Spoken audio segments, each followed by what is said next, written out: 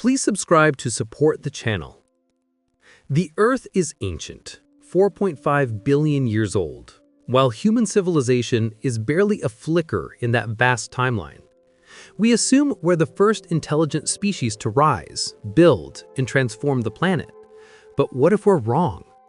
What if others came before us? Civilizations that flourished, advanced, and vanished long before humans ever appeared. The ground beneath our feet could hide entire forgotten epochs, erased by time, erosion, and cataclysm. This question, what if we are not the first, challenges everything we believe about our uniqueness. Perhaps intelligence isn't a one-time miracle, but a repeating pattern in Earth's deep story, one that may have played out before and could play out again.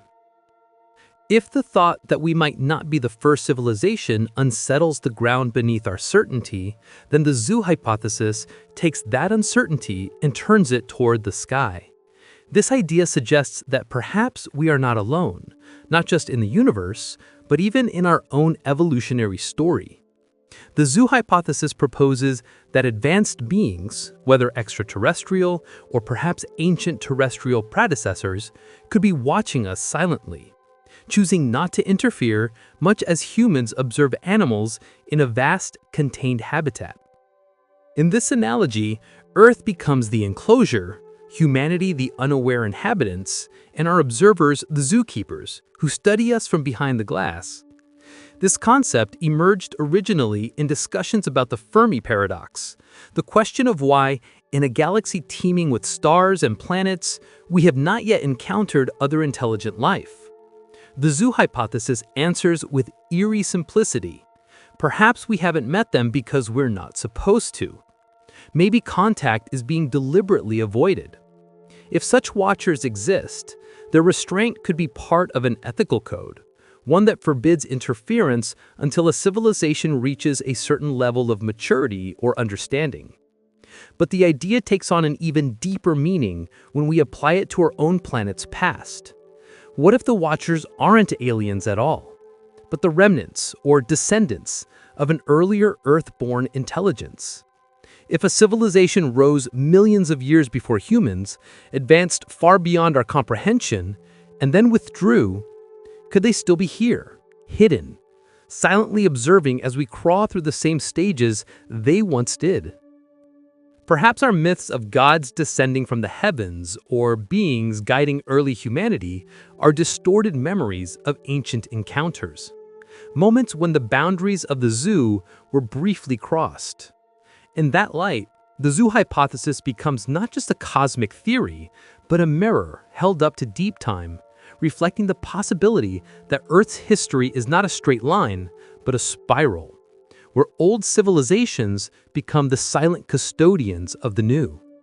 And if that's true, then our next step is to ask, could traces of such watchers, whether alien or terrestrial, be hidden within the ancient layers of our own world?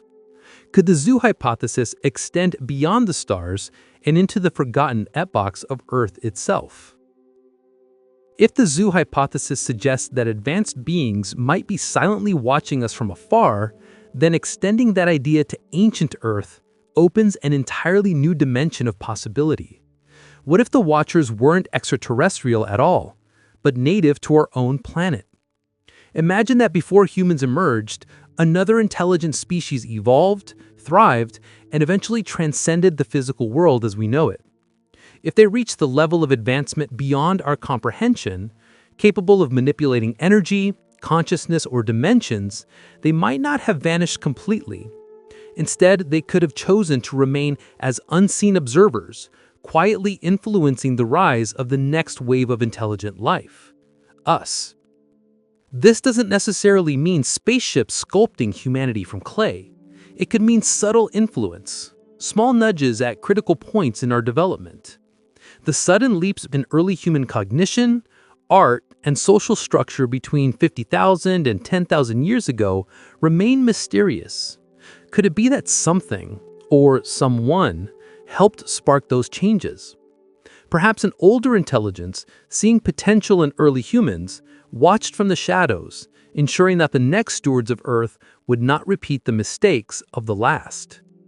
If we view human history through that lens, ancient structures like the pyramids, Göbekli Tepe, and other megalithic sites might take on new significance, not necessarily as direct evidence of intervention, but as echoes of knowledge passed down, fragments of an older wisdom that outlived its creators.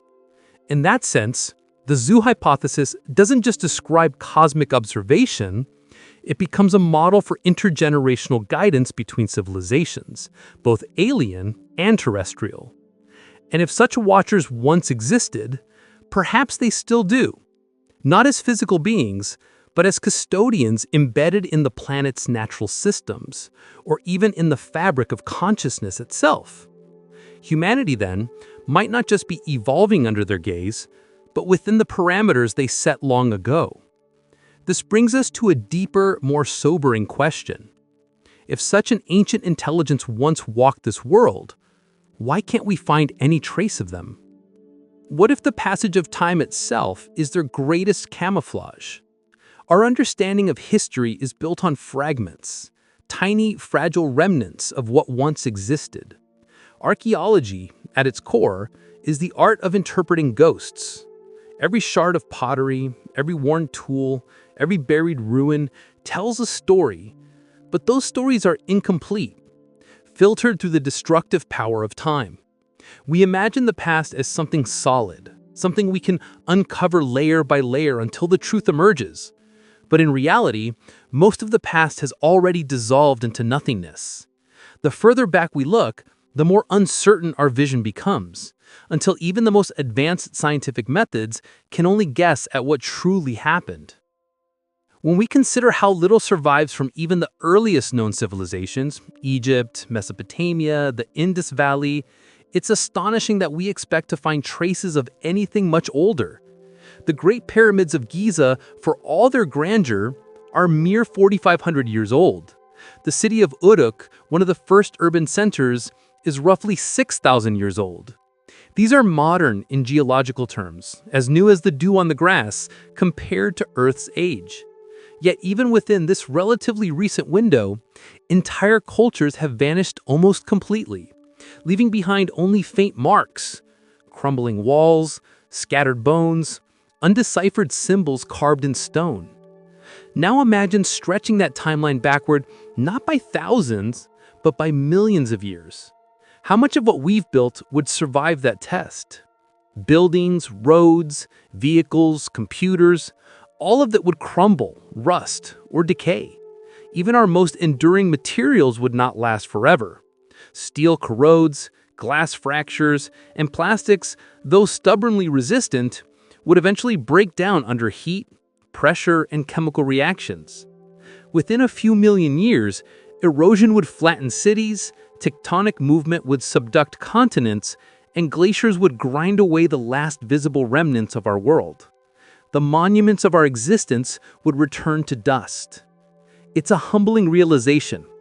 If our civilization were to vanish today, within 10 million years, there might be virtually no visible trace that we ever existed.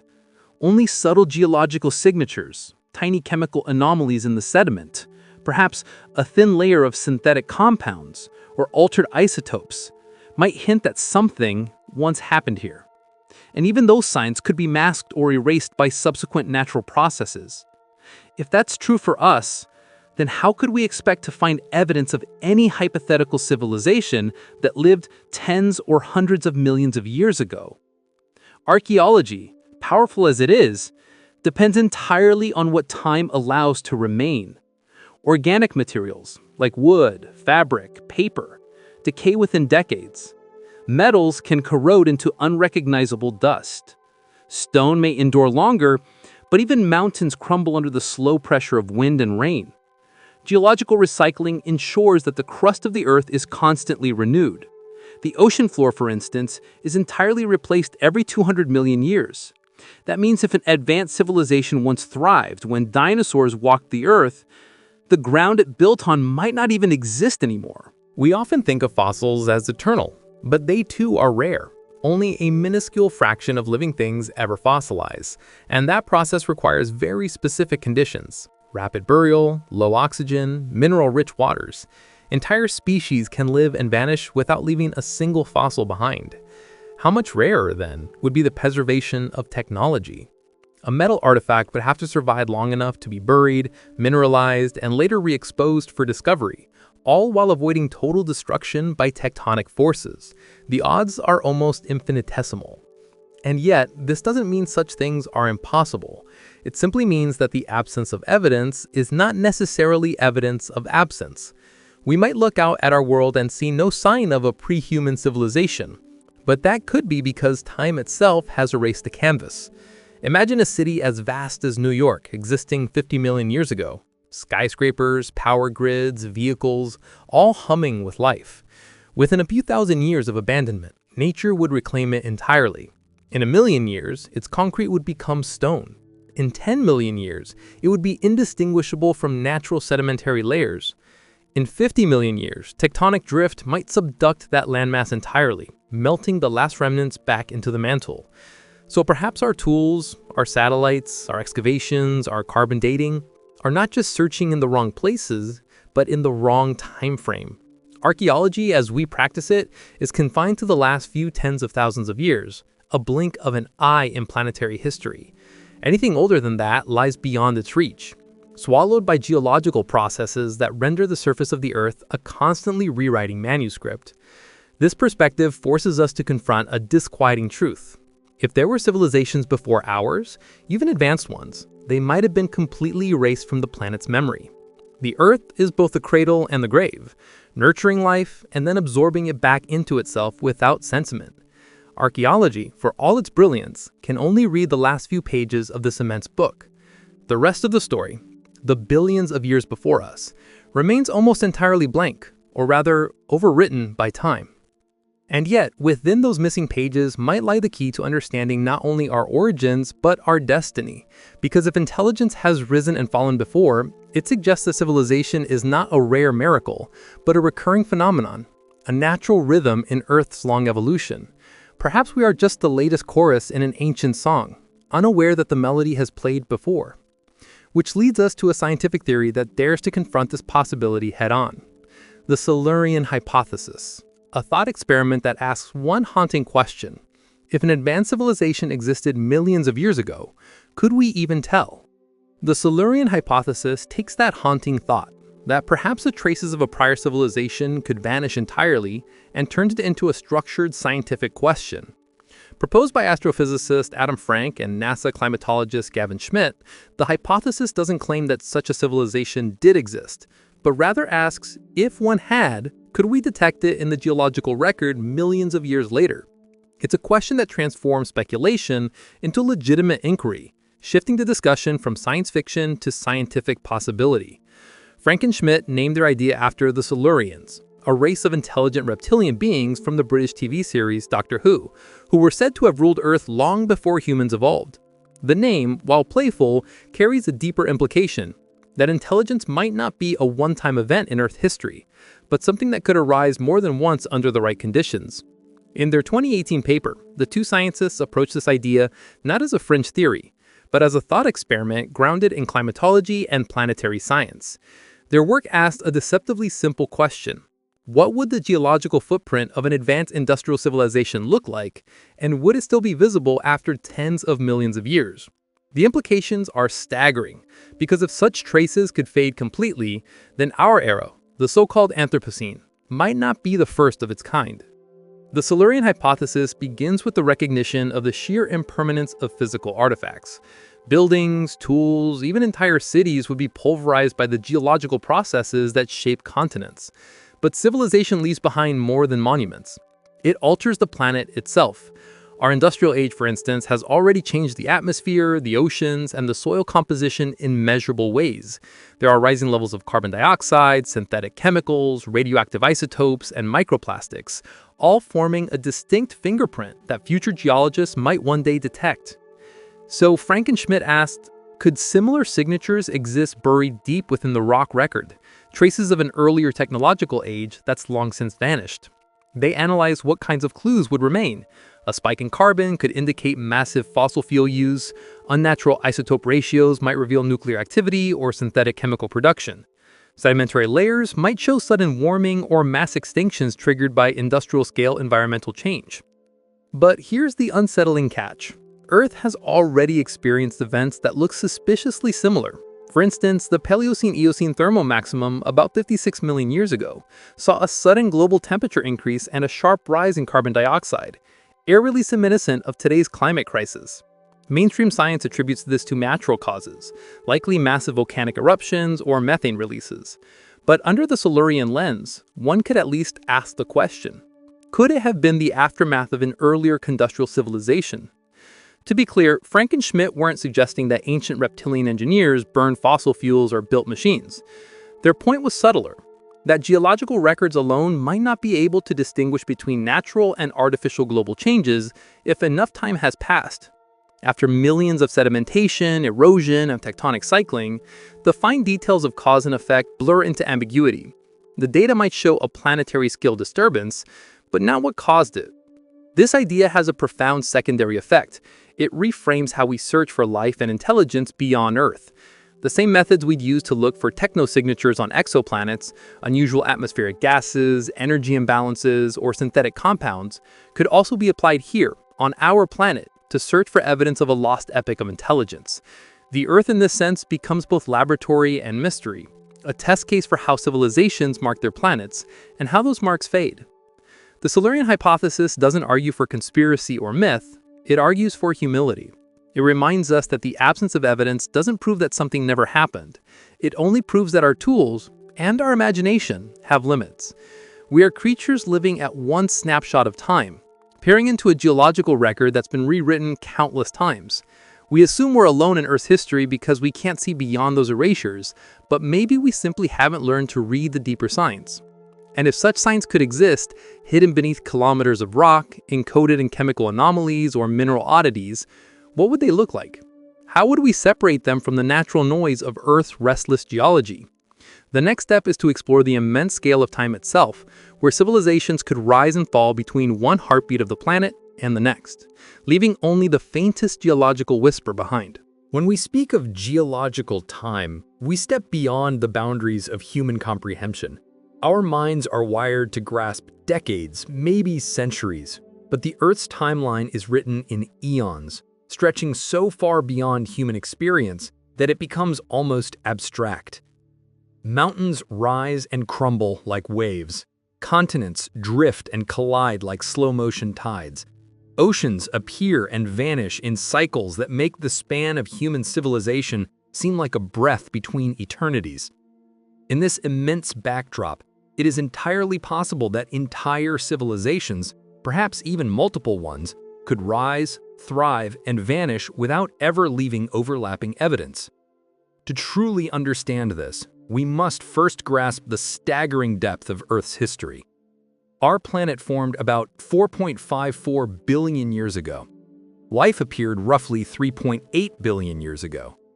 Complex multicellular organisms didn't evolve until around 600 million years ago, and the age of dinosaurs began roughly 250 million years ago, an era that itself lasted 185 million years before ending in sudden catastrophe.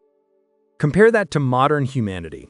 Our species has existed for about 300,000 years, and our entire recorded history spans less than 6,000. That's a statistical flicker, a mere afterimage in the vast ocean of time. Now, imagine compressing Earth's history into a single 24-hour day. Life first appears around 4 a.m. Dinosaurs show up at about 10:30 p.m. They vanish just before 11:40 p.m. Humans arrive roughly at 11:59:56, 4 seconds before midnight. In that analogy, the time it would take for a complete civilization to rise and fall, say 10,000 years, would be less than a blink. If such events could occur within mere moments of the Earth's day, it becomes entirely conceivable that multiple epochs of intelligence could have come and gone without their traces ever overlapping or surviving. The Earth is not a static archive. It is a dynamic, ever-changing system. Plate tectonics constantly recycles the crust, pushing ancient seafloors into the mantle while new ones form at mid-ocean ridges. The oldest oceanic crust on Earth today is about 200 million years old. Everything older has already been subducted, melted, and remade. That means that any civilization that might have lived on Earth's oceans or along its shores before that time would have left no surface evidence whatsoever. Their cities, monuments, even entire continents could have been consumed by the planet itself. And it's not just tectonics. Erosion, glaciation, sedimentation, and meteor impacts all act as nature's erasers. The combined forces of wind, water, and ice can grind mountains into dust over millions of years. The Sahara Desert, for instance, was once lush and fertile, a land of rivers and grasslands, but today it's an expanse of shifting sand, its ancient past buried beneath dunes. The Amazon rainforest hides countless undiscovered ruins that have already been swallowed by vegetation in mere centuries. Now scale that up to geological time, millions or tens of millions of years, and the disappearance of evidence becomes not just likely, but inevitable. Consider the time gaps between major fossil layers. The Permian extinction, the Triassic, the Jurassic, and the Cretaceous are all separated by tens of millions of years, vast intervals during which the Earth's surface and ecosystems transformed completely. We think of these transitions as clean separations between ages, but they're not. They're discontinuous snapshots, tiny fragments of a movie from which 99.999% of the frames are missing. If a civilization had existed during one of those lost frames, the geologic record might never preserve even a hint of it. This perspective dissolves the illusion of permanence. The pyramids of Egypt, which seem eternal to us, have already suffered erosion in a few thousand years. Given a few million more, they'd be gone entirely, ground to sediment, absorbed into the Nile basin, reduced to a faint mineral anomaly in some distant stratum. If humanity disappeared tomorrow, in 100 million years, our planet would bear no visible trace of us at all. Cities would collapse, forests would reclaim the land, climate cycles would stabilize, and the crust would fold our memory back into the mantle. All that might remain is a subtle chemical layer, a whisper of altered carbon ratios, a spike of synthetic compounds, perhaps a faint residue of nuclear isotopes. If this is the fate of our civilization, then it's not difficult to imagine how previous ones, if they ever existed, could have been lost entirely. The Earth is an ancient storyteller, but one that constantly rewrites its own narrative. Every era covers the last with new layers of stone, new oceans, new continents. It erases even the memory of its erasures. Civilizations, no matter how advanced, would exist as brief intervals, tiny blips of complexity between the long stretches of geological calm. Some scientists have even speculated that geological cycles themselves could favor the periodic rise of intelligence.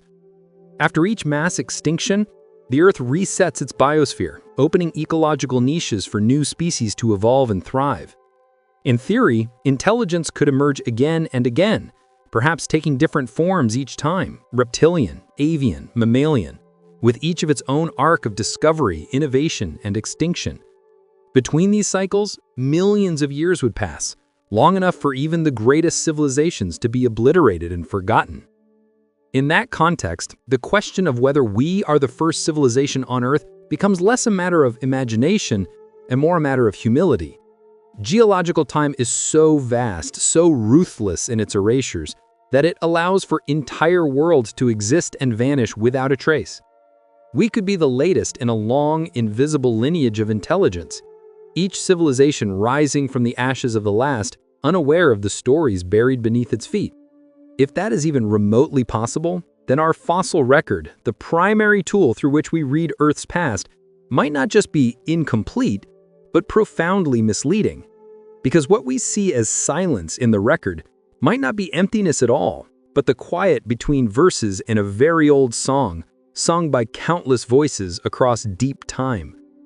The fossil record, as detailed and awe-inspiring as it appears, is ultimately a whisper compared to the roaring symphony of life that has existed on Earth. It offers us fragments, beautiful, haunting fragments, but not the full story. Every fossil we unearth, every skeletal impression preserved in stone represents a statistical miracle. To become fossilized, an organism must first die under very specific conditions: buried quickly, shielded from oxygen, protected from scavengers, and situated in an environment that promotes mineralization.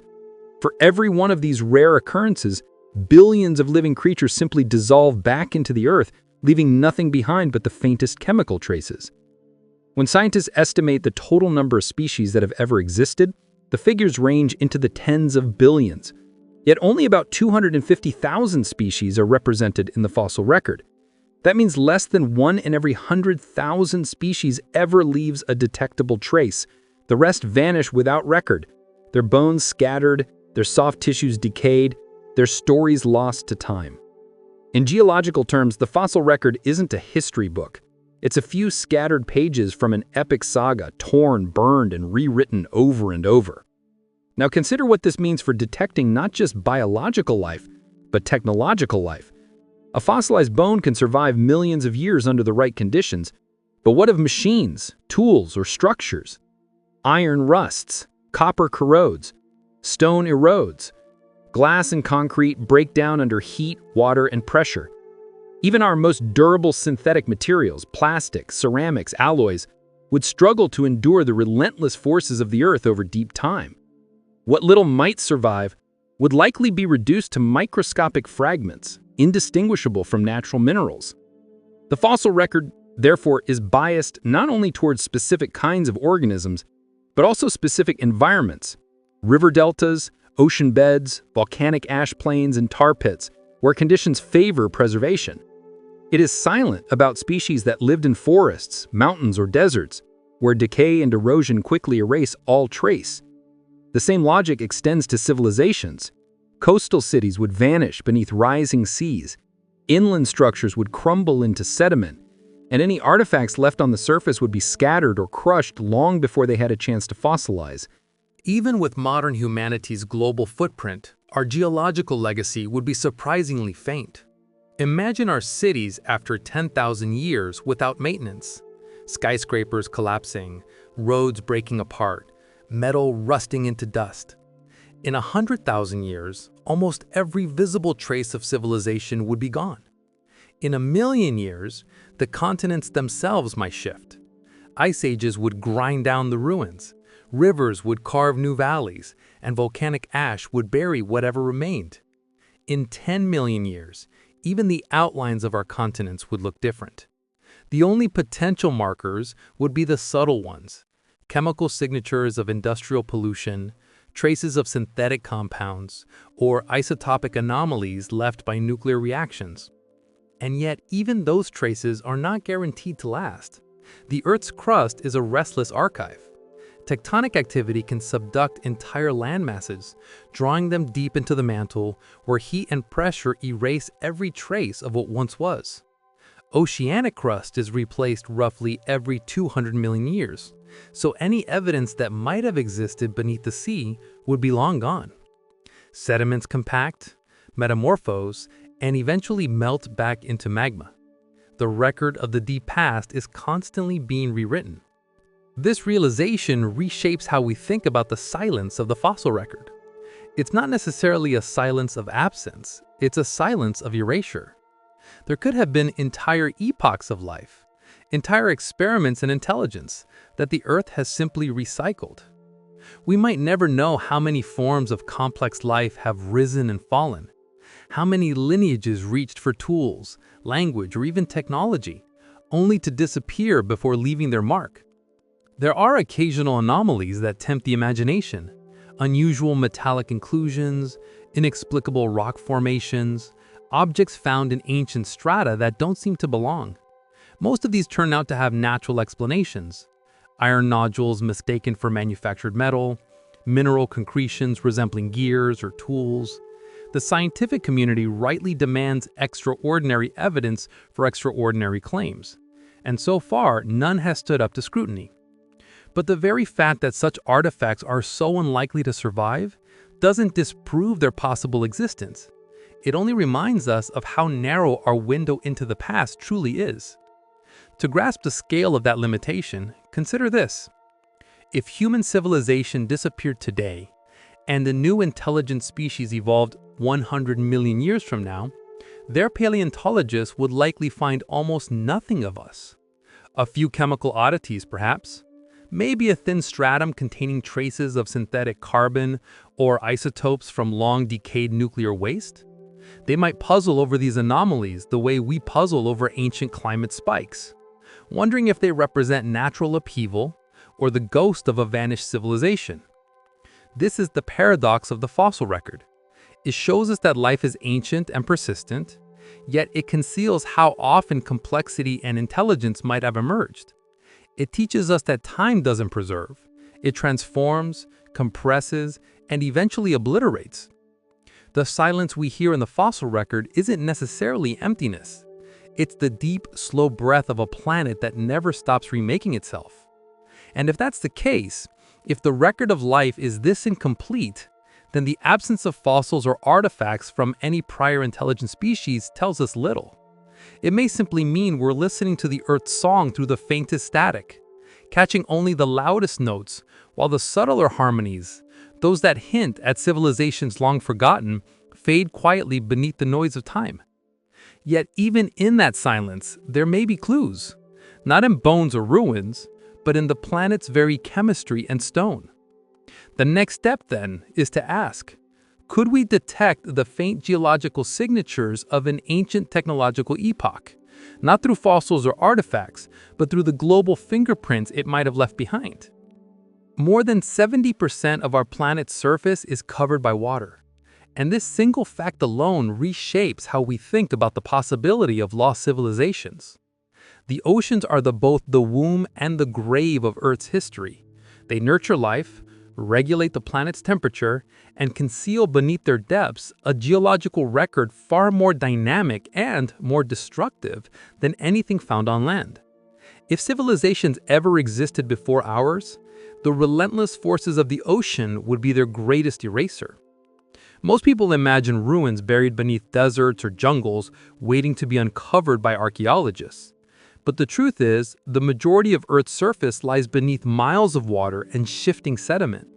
And the ocean floor is not a stable archive. Unlike the continental crust, which can preserve rocks billions of years old, the oceanic crust is constantly renewed. New crust forms along mid-ocean ridges where magma rises and solidifies, while old crust is pushed beneath continents at subduction zones, melting back into the mantle. This recycling process takes roughly 200 million years. In geological terms, that means that there is no ocean floor older than the last age of dinosaurs. Everything before that has been destroyed, erased, rewritten by the ceaseless movement of the Earth. Imagine then that a civilization had arisen 300 million years ago, perhaps when the supercontinent Pangaea was forming. It could have built cities along coastlines or islands, harnessing the resources of a world utterly different from our own. But in the time since, the surface of the planet would have been torn apart and remade multiple times. Every trace of that world, its artifacts, architecture, even its geography, would have been drawn back into the depths and obliterated. The ocean, in its endless churn, allows no monuments to endure. Even within shorter spans of time, the ocean is merciless. Waves erode coastlines, storms bury islands, and sediment slowly blankets the seafloor. Coral reefs grow and die, trapping the remnants of coastal life beneath layers of limestone and sand. Shipwrecks from just a few thousand years ago, barely a blink in historical terms, already lie decayed and fragmented, colonized by marine life. In the deep ocean, where oxygen is scarce, preservation might last longer, but tectonic processes still guarantee eventual destruction. No structure, no artifact can survive the slow crush of pressure and heat as it is drawn downward into the mantle. On land, erosion works with a similar inevitability. Mountains crumble under the assault of rain and wind, their remains carried to the sea as sediment. Glaciers carve valleys and grind rock to powder. Rivers shift course over millennia, covering or uncovering ancient terrain. Even the mightiest human achievements, skyscrapers, highways, monuments, would disintegrate under these same processes if left unmaintained. Within tens of thousands of years, forests would reclaim our cities. Within a few million, the surface would bear little resemblance to what it once was. We often forget that the continents themselves are temporary configurations. They drift across the planet's surface like rafts, colliding and breaking apart over hundreds of millions of years. The continents of today, Asia, Africa, the Americas, did not exist in their current forms for most of Earth's history. They are just one frame in a long film of shifting landmasses. A civilization could have thrived on a continent that no longer exists, one that had since been torn apart, subducted, or buried beneath the waves. There's also the immense power of sedimentation to consider. Each year, rivers and oceans deposit billions of tons of silt, mud, and organic material, layering the planet in a slow accumulation of time. Over millions of years, these layers compress into rock, sealing away traces of what came before. The deeper you go, the older and more compact the record becomes, until the heat and pressure at depth erase it entirely. If ancient civilizations once existed, their physical remains might not be buried in any way we could recover. They might be transmuted, quite literally, into the fabric of the planet. Even artifacts made of the most resilient materials, titanium, ceramics, synthetic polymers, would not escape this fate indefinitely. Over tens of millions of years, they would be crushed, melted, or chemically altered beyond recognition. The oldest exposed rocks on Earth are around 4 billion years old, found in isolated regions of Greenland, Canada, and Australia. Yet even they have been reworked by metamorphism, their structures and minerals transformed many times. Whatever ancient history they once contained has been overwritten countless times by the geology of the living Earth. It's worth noting that our own civilization's most vulnerable points lie along coastlines, exactly where evidence would be least likely to survive. From New York to Shanghai, from London to Mumbai, our great cities sit at the edge of land and sea. Rising oceans, even on the scale of a few meters, would submerge them. Given millions of years, tectonic shifts would scatter and bury them completely. The ocean, for all its beauty and abundance, is the planet's great forgetter. When we look at the seabed today, we see smooth plains and volcanic ridges, an alien landscape that conceals more than it reveals. The vast majority of it remains unexplored. We know more about the surface of Mars than we do about our own ocean floor. But even if we mapped it completely, we would still be gazing upon the most recent geological surface, one iteration of countless others that have come and gone. Whatever stories the Earth once told beneath the sea have been swallowed, recycled, and rewritten so thoroughly that only their faintest echoes might survive. So when we ask whether another civilization could have existed before ours, we must remember that the planet itself is an active participant in the forgetting. It doesn't just cover up the past, it consumes it, reuses it, and transforms it into something new. The ocean's depths, the shifting crust, the endless cycle of erosion and renewal, these are not just natural processes. They are the mechanisms by which the Earth ensures that only the present remains visible. And yet, despite this erasure, there might still be ways to detect the invisible. For while the ocean can erase cities and continents, it cannot fully hide the global signatures of change. The question then becomes, could we, the fingerprint of an ancient technological epoch, still be found? Not in artifacts or ruins, but in the chemistry of the rocks and sediments themselves? Could we, by studying the planet's oldest layers, detect the shadow of a civilization that time has completely devoured? When the physical remains of a civilization are erased, what's left behind aren't monuments or ruins, but signatures, subtle imprints on the chemistry and structure of the Earth itself. Scientists who explore the Silurian hypothesis and related lines of thought don't go hunting for buried cities or fossilized machines. Instead, they search for anomalies, irregularities in the planet's geological record that cannot be fully explained by known natural processes. In this way, Earth becomes a detective story written in stone, and the clues are chemical, isotopic, and stratigraphic. Every era of Earth's history is recorded in its layers, much like the pages of a book written in sediment and mineral. Each stratum captures the environmental conditions of its time, the composition of the atmosphere, the temperature of the oceans, the biological activity that flourished or faded. But they can also detect subtler shifts, those that might, theoretically, have been caused by intelligent activity. Modern civilization, for instance, is leaving behind a distinct geological fingerprint. In the far future, if another species were to study Earth's strata, they would find unmistakable markers of our existence. The first would be a sudden and dramatic change in the carbon cycle, a spike in atmospheric CO2 levels unlike any seen in millions of years. This spike, caused by our burning of fossil fuels, is already being absorbed into marine sediments and carbonate rocks. Over time, it will become a thin chemical layer, a black line in the stone record similar to those left by ancient global events like the Paleocene-Eocene thermal maximum. Alongside this would be evidence of synthetic compounds, molecules that do not occur naturally and cannot be formed through ordinary geological processes. Plastics, for example, are made from hydrocarbons, but their structure and additives make them uniquely artificial. Microplastics have already infiltrated deep-sea sediments, Arctic ice, and even atmospheric dust. Over millions of years, they will break down and chemically transform, but traces of their structure, unique polymers, additives, and residues, could persist as what scientists call technofossils. Similarly, persistent organic pollutants like PCBs, DDT, and Teflon are chemically stable and might leave long-term residues in the sedimentary record. Another possible signature is in isotope ratios. Industrial processes and energy production, especially nuclear fission and fossil fuel combustion, alter the natural balance of isotopes in measurable ways. For example, the burning of ancient carbon deposits releases carbon-12 and carbon-13 in ratios that differ from volcanic or biological sources.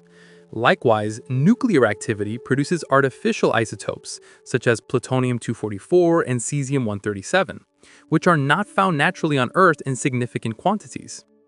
Although these isotopes decay over time, some have half-lives long enough to leave enduring hints in the rock record, tiny radioactive fingerprints of technological activity. To model how these signals would appear after millions of years, scientists turned to both Earth's deep past and modern climate models. By studying natural events that mirror our own impact, mass extinctions, volcanic winters, and ancient greenhouse episodes, they can estimate how industrial-scale activity might look after geological recycling. For instance, during the PETM 56 million years ago, global temperatures rose sharply due to massive carbon release. The carbon isotopic anomaly from that event is still visible today in marine and terrestrial sediments. A similar spike, if caused by an intelligent civilization, might be indistinguishable in shape but could differ subtly in isotopic detail or chemical complexity. Researchers use high-resolution geochemical analysis to detect these differences. Instruments like mass spectrometers can measure isotope ratios with extraordinary precision, while spectroscopic techniques identify complex organic compounds in ancient rocks. In principle, an abrupt appearance of synthetic or highly processed compounds, those that could not arise from biological or volcanic chemistry, might signal industrial processes.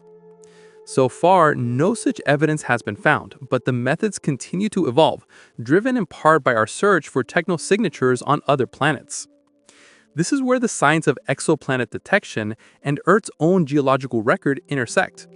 When astronomers study the atmospheres of distant worlds, they look for signs of non-biological modification, gases or compounds that suggest technology.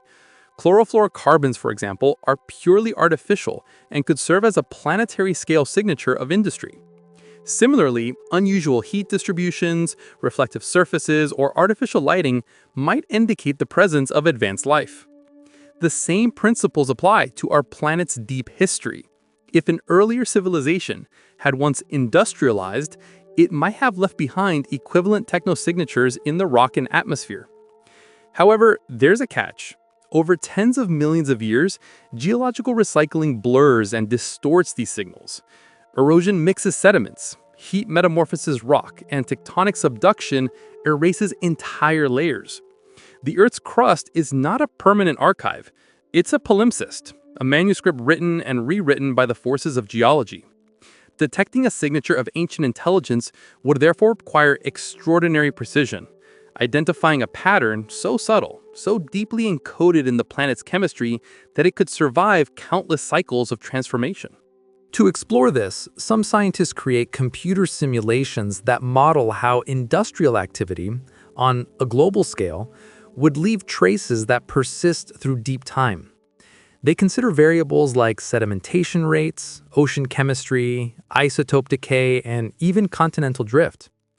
These models show that while direct evidence, like artifacts, would vanish quickly, indirect evidence, chemical, isotopic, and mineralogical, could linger for tens of millions of years, though buried and disguised within natural fluctuations.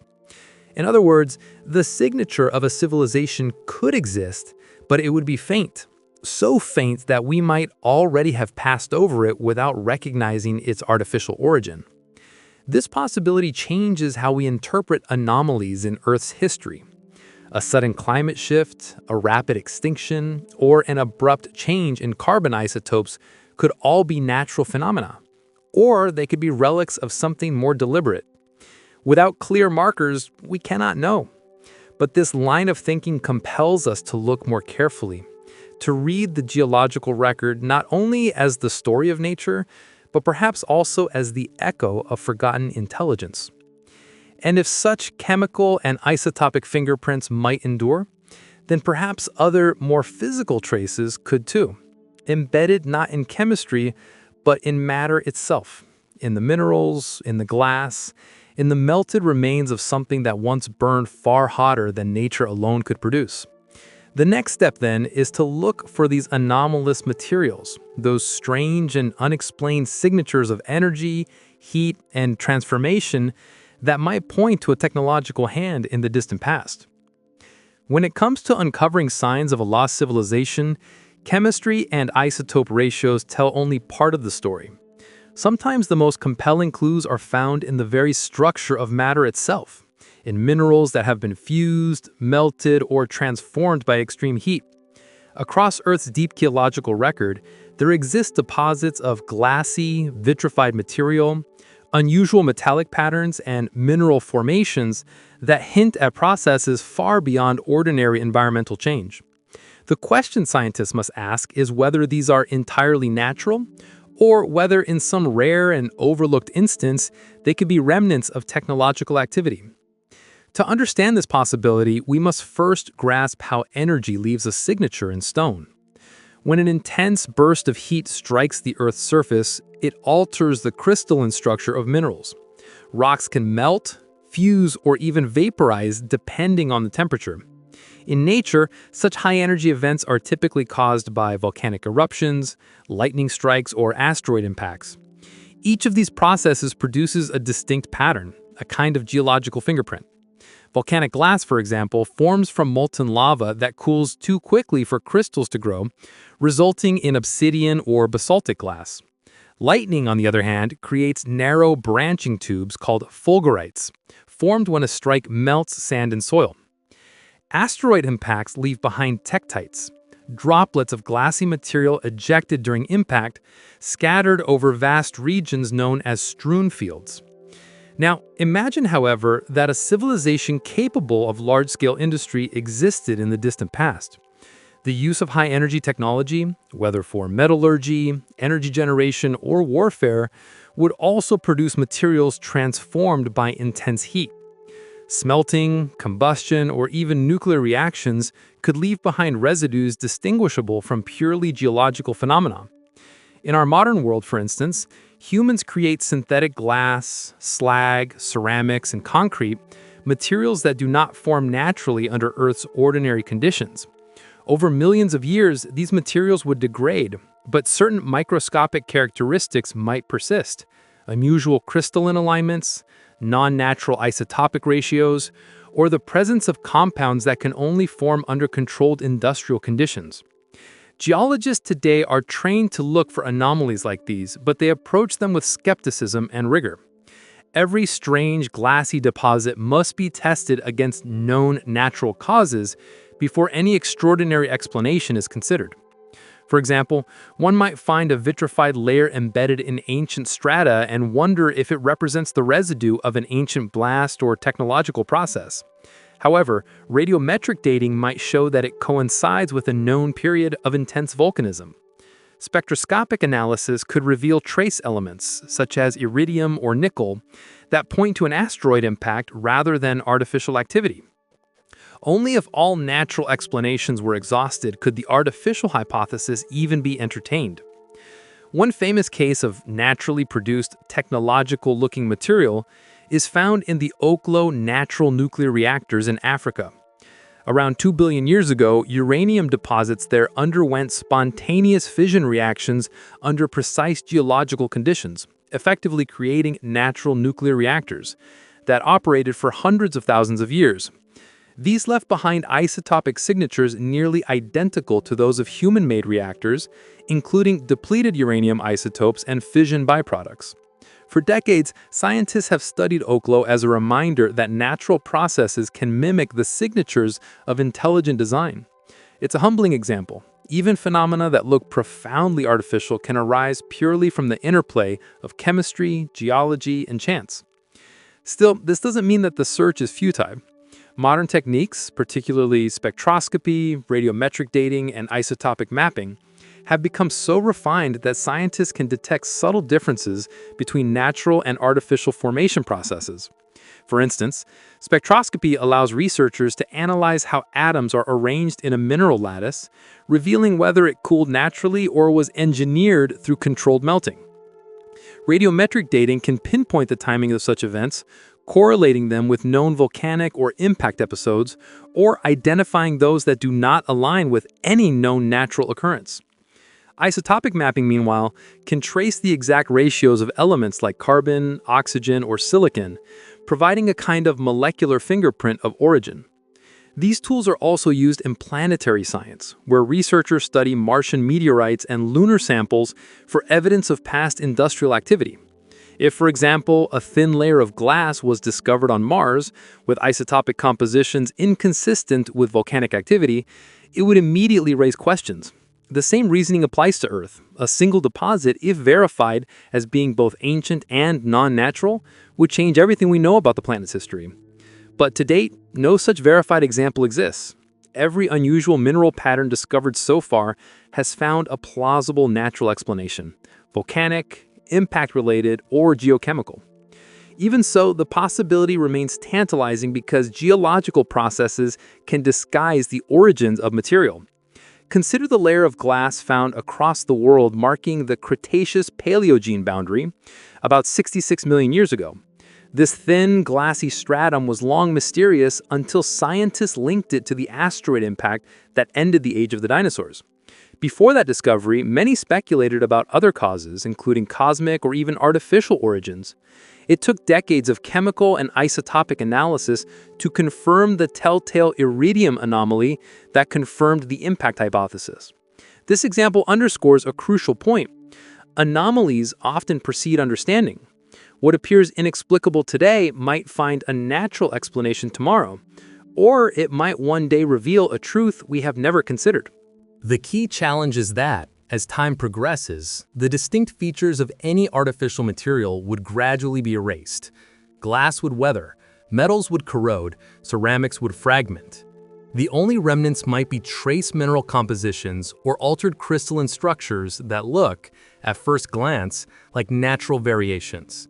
And yet, with each technological advance in geological analysis, our ability to detect faint signals improves.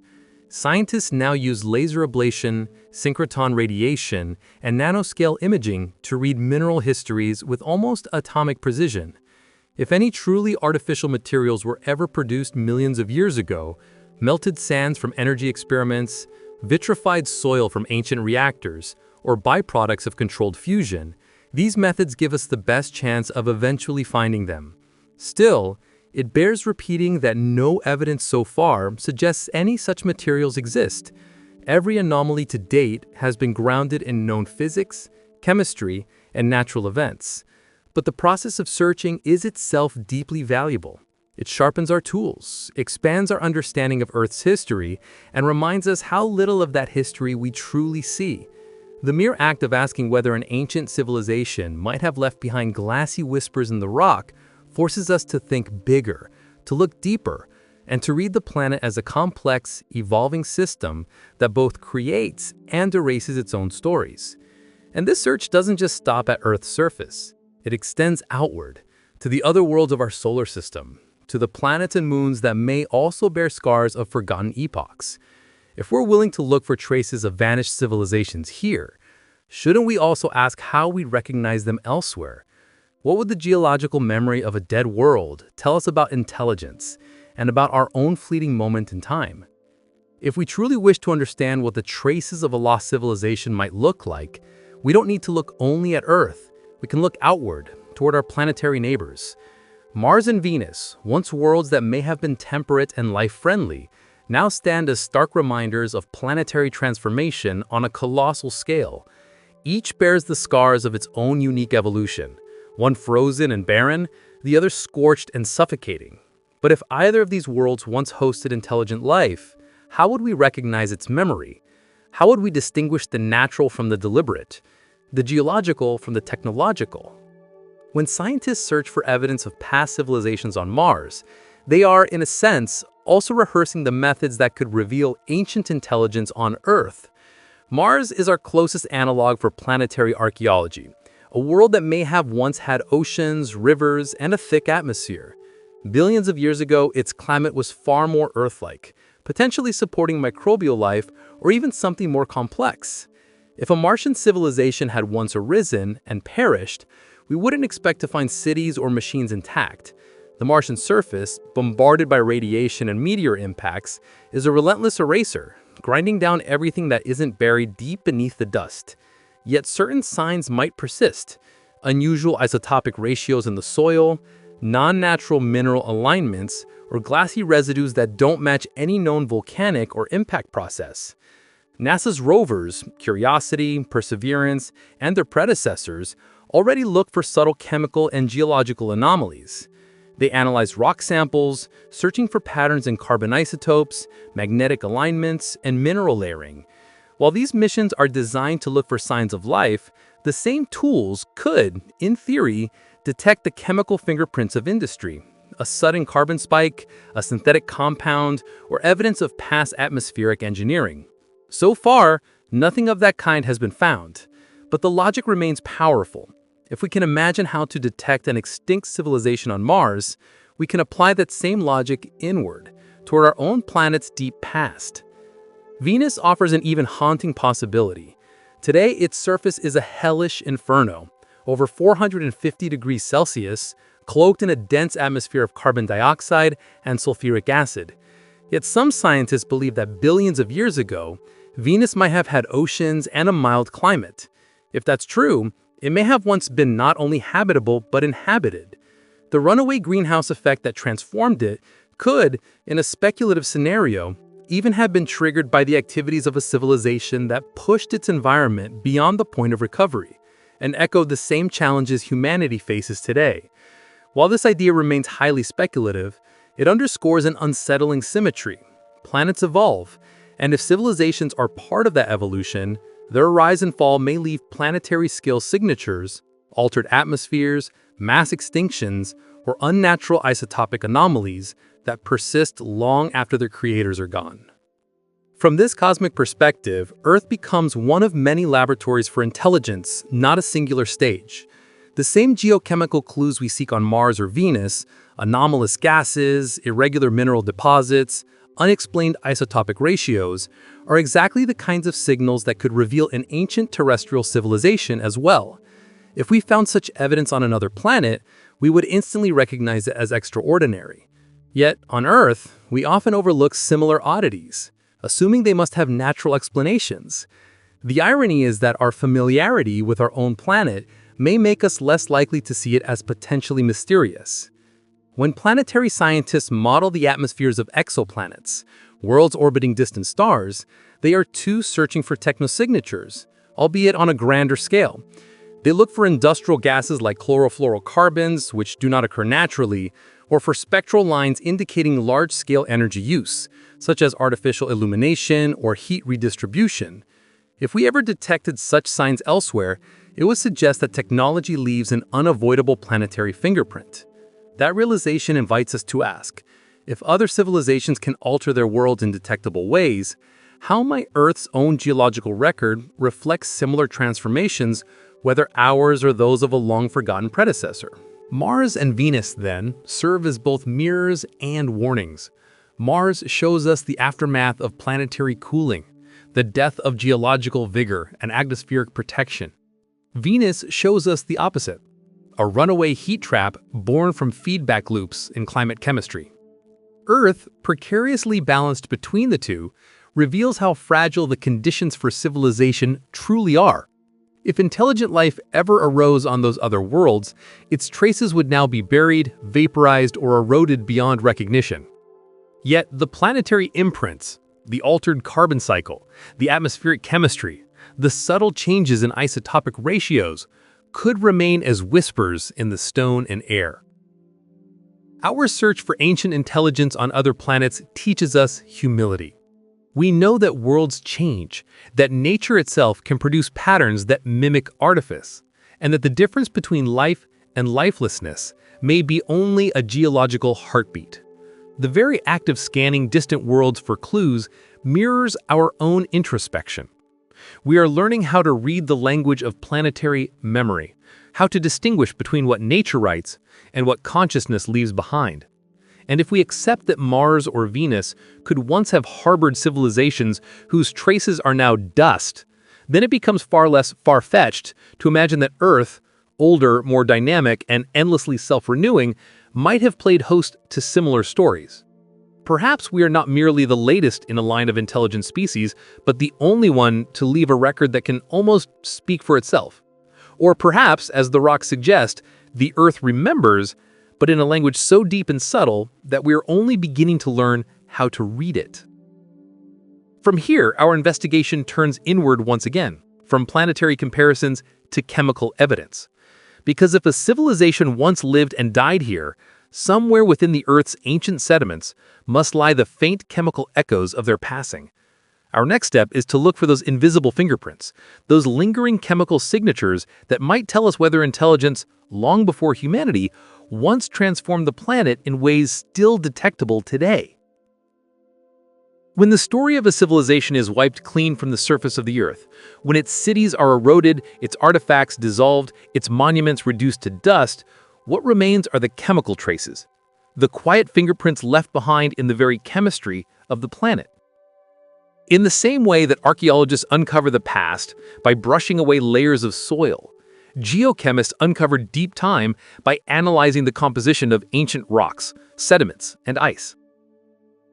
Every layer of the Earth's crust tells a story, not in words or ruins, but in atoms. Each element and isotope a clue to what was happening in the world when that layer formed. If an ancient industrial civilization had ever existed, its most enduring legacy would likely be found here, in the patterns of chemistry that no natural process can easily explain. Modern scientists already have a roadmap for what such a legacy might look like, because we are, in real time, leaving behind our own chemical footprints. Industrialization has dramatically altered the planet's carbon balance. The burning of fossil fuels releases vast quantities of carbon dioxide into the atmosphere, which then dissolve into the oceans and become part of marine sediments. The result is a distinctive carbon isotope anomaly, a measurable shift in the ratio between carbon-12 and carbon-13 atoms. These shifts are recorded in everything from tree rings to limestone, creating a global marker of human industrial activity. Millions of years from now, when our cities are long gone, this isotopic fingerprint will persist as a sharp deviation in the geological record. If we can recognize our own chemical impact so clearly, then it follows that a previous civilization, if it too had reached an industrial stage, would have left behind similar anomalies. Scientists refer to these hypothetical traces as technosignatures in the stratigraphic record. The idea is simple yet profound. A civilization changes its planet, and those changes are written into its rocks. These could include spikes in greenhouse gases, abrupt increases in synthetic chemicals, shifts in nitrogen or sulfur cycles from agricultural activity, or even the presence of materials that nature cannot produce, plastics, complex polymers, or novel alloys. One of the most compelling markers would be the sudden appearance of synthetic compounds, molecules created through artificial chemical synthesis. In our own era, we've produced substances that are not found anywhere in nature. Refrigerants like chlorofluorocarbons, durable polymers such as polyethylene and nylon, and complex pharmaceuticals that could persist for millennia in microtraces. Over deep time, most of these compounds would degrade, but their breakdown products might remain detectable as unusual chemical residues within sediment layers. The discovery of such residues in strata millions of years old, far older than humanity, would be cause for immediate re-examination of everything we believe about Earth's prehistory. Another chemical clue could be found in heavy metal distribution. Industrial activities release metals such as lead, mercury, and cadmium into the environment in concentrations far beyond natural levels. These metals bind with sediments, creating narrow layers of enrichment that can be traced globally. Already, scientists studying the modern Anthropocene layer have identified an unprecedented spike in heavy metal content corresponding to the 20th and 21st centuries. If another civilization had similarly industrialized, a corresponding spike, perhaps in entirely different elements, might appear in ancient strata. Even the nitrogen cycle bears the imprint of intelligence. Agriculture, especially through the use of synthetic fertilizers, introduces vast amounts of fixed nitrogen into the biosphere. This causes measurable shifts in nitrogen isotopes that are preserved in sediments and ice cores. A sudden, large-scale alteration in these ratios in deep geological history could, theoretically, signal the agricultural activity of an earlier species. Similarly, changes in sulfur isotopes might reveal large-scale energy use or pollution events not associated with volcanic eruptions. Then there are the truly exotic possibilities, the isotopic signatures of nuclear activity. Our own era has scattered rare isotopes like plutonium-239 and cesium-137 across the globe. These elements have half-lives stretching from tens of thousands to millions of years, meaning traces of them will endure long after we are gone. Even if they decay, they can leave behind stable daughter isotopes whose relative proportions mark the unmistakable pattern of radioactive decay chains. If scientists were to discover similar anomalies in rocks predating humanity, particularly isotopic ratios consistent with artificial nuclear processes, it would be among the most extraordinary findings in history. To search for such clues, geochemists use highly sensitive techniques: mass spectrometry to measure isotopic ratios, chromatography to separate chemical compounds, and synchrotron-based spectroscopy to probe the molecular bonds within ancient minerals. These tools allow researchers to detect even trace amounts of unusual compounds or elements within rock layers billions of years old. For instance, the detection of certain halocarbons or complex hydrocarbons could suggest a non-biological, technological origin. The challenge lies in distinguishing these from natural processes like volcanic outgassing, asteroid impacts, or biogenic activity, all of which can create superficially similar anomalies. A key insight from this work is that nature and intelligence both alter the planet, but in different ways. Natural processes tend to occur gradually and cyclically, while technological ones often happen abruptly and globally. A sudden synchronous shift in multiple chemical cycles, carbon, nitrogen, and oxygen, for instance, could point to a technological cause. Likewise, the simultaneous appearance of both synthetic compounds and altered isotopic ratios would be extremely difficult to explain through purely natural means. Of course, no such evidence has yet been found. The chemical anomalies that do exist in Earth's deep history, like those marking mass extinctions or volcanic episodes, fit comfortably within known natural mechanisms. Yet the absence of evidence is not evidence of absence. The geological record we have is fragmentary. Entire epochs have been subducted or eroded away. A civilization that lived and died tens or hundreds of millions of years ago might have left traces so faint that we've mistaken them for natural background variation. Still, the act of searching itself is a scientific mirror. As we refine our ability to detect minute chemical shifts in ancient sediments, we are also mapping the legacy our own species is leaving behind. We are learning in real time what kind of planet a technological civilization creates, and what kind of chemical footprint it leaves in its wake. Someday, that understanding may allow us to recognize the same story written in the rocks of other worlds or buried deep within our own. And if we consider the possibility that a civilization once changed Earth's chemistry in detectable ways, we must also confront a sobering question. What might have happened to them? Did they fade naturally? Or did they fall by their own hand? The next step on our journey leads us into that reflection, into the possibility of self-destruction and the echoes it might leave behind for those who come after. If there ever was a civilization before us, one capable of reshaping its environment, manipulating energy, and perhaps even mastering technology, it's worth asking the hardest question of all. What happened to it? Because if a species was once advanced enough to alter the planet in ways we might still detect, then something must have brought it to an end. And in contemplating their fate, we find ourselves staring into a mirror, seeing reflections of our own fragility, our own potential paths to oblivion. The possibility of self-destruction is not a far-fetched concept. It's a statistical inevitability woven into the story of intelligence itself. Technological civilizations, by their very nature, hold in their hands the means of both creation and annihilation. The same intellect that builds cities, harnesses atoms, and reaches for the stars is also capable of consuming its planet, exhausting its resources, or unleashing forces that cannot control.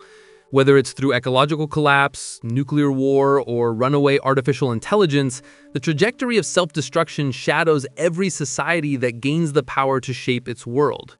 If any civilization existed before us, perhaps that shadow finally overtook them.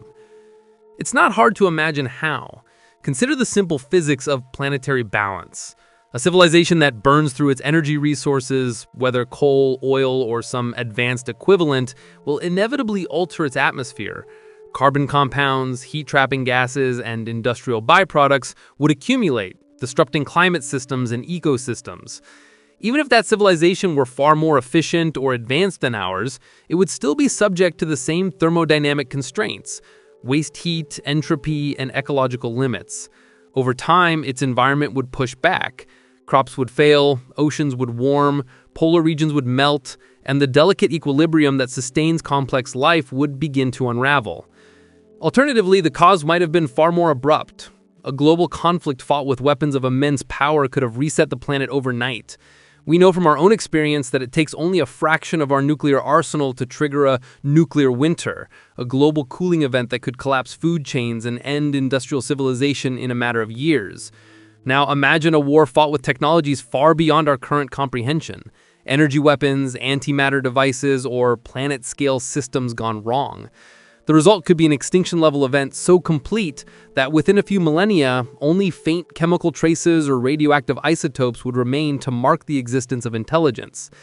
And yet, there's another quieter kind of self-destruction, one born not from violence but from overconsumption. Civilizations might perish not with an explosion but with a whimper, slowly, steadily eroding the foundations of their own survival. It's the story of resource depletion, of deforestation and desertification, of oceans poisoned and air made toxic. A society that outpaces its planet's ability to renew itself becomes like a fire that burns too hot, bright for a moment and then gone. Perhaps this is the most universal fate of intelligent life.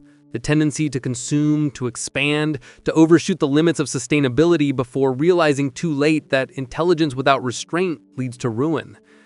Some scientists and philosophers have suggested that this could explain the Great Filter, the apparent silence in our search for extraterrestrial civilizations. If technological societies commonly destroy themselves before mastering interstellar travel, it would explain why the cosmos seems so quiet. In this sense, the absence of evidence may not mean we are alone. It may mean that civilizations like ours rarely survive long enough to leave enduring marks. If so, the silence of Earth's deep past might not just be a gap in the record, it could be a warning. Imagine for a moment that an ancient civilization once stood at the same crossroads we now face. They too might have looked up at the stars and wondered if they were alone.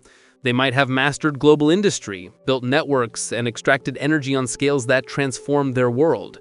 And like us, they might have believed their dominance permanent. But perhaps they too pushed their biosphere past a tipping point, triggering a cascade of feedback loops that made their planet uninhabitable. The oceans could have acidified, the temperature risen, and the food chains collapsed. Within centuries, the last remnants of their knowledge would have vanished, leaving behind only a thin chemical scar, a faint anomaly in the rocks that future beings, perhaps us, would puzzle over millions of years later. The tragedy of such a story is not just in the loss itself, but in its invisibility. Civilizations that perish leave behind only whispers. The geological record does not mourn, it simply resets. Over time, new species evolve, ecosystems recover, and the planet heals. From a cosmic perspective, it's just another cycle of rise and fall, creation and erasure. But from a human perspective, the implications are profound. If we are not the first to walk this path, then our moment in history is part of a repeating pattern, one that we have the rare opportunity to break. Because if self-destruction is the natural endpoint of intelligence, then survival becomes the ultimate act of defiance. We can study our planet, recognize the signals we are currently imprinting on it, and understand what kind of legacy we are leaving behind. Our power to alter the Earth comes with the power to choose, either to be another vanished civilization, remembered only as a chemical anomaly, or to become the first to transcend the pattern. The idea that others before us might have fallen to the same fate gives our moment an even deeper weight. It reframes the environmental and existential crises we face not as isolated problems, but as universal tests, trials that may determine whether intelligence is sustainable at all. Perhaps every world that spawns thinking life must confront the same dilemma, to balance power with restraint or perish beneath its own achievements. And if the ruins of those earlier civilizations have truly been erased, their lessons remain nonetheless, written into the silence, encoded in the absence of evidence. Their voices may be gone, but the warning endures. No species is exempt from the laws of balance. The planet always remembers, even if it doesn't keep score. So as we ponder the fate of those who may have come before, we also glimpse the choices that lie ahead for us. The search for their traces is not just an archaeological quest, it's a mirror held up to our own civilization, reflecting what we might become if we fail to learn from the past, whether remembered or forgotten. From this reflection arises the next question in our journey. How do we separate speculation from fact? How do we balance imagination with scientific rigor, ensuring that our search for ancient intelligence remains grounded in evidence? To explore that, we must now turn to skepticism, the necessary companion to wonder.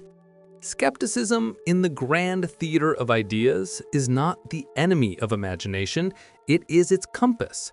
Without it, speculation becomes fantasy. With it, curiosity becomes science. When it comes to the question of whether a civilization existed on Earth before humanity, skepticism must play its rightful role as the force that keeps wonder grounded in evidence.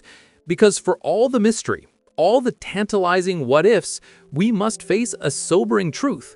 There is, as of now, no credible evidence to support the idea that any advanced pre-human civilization ever existed on our planet.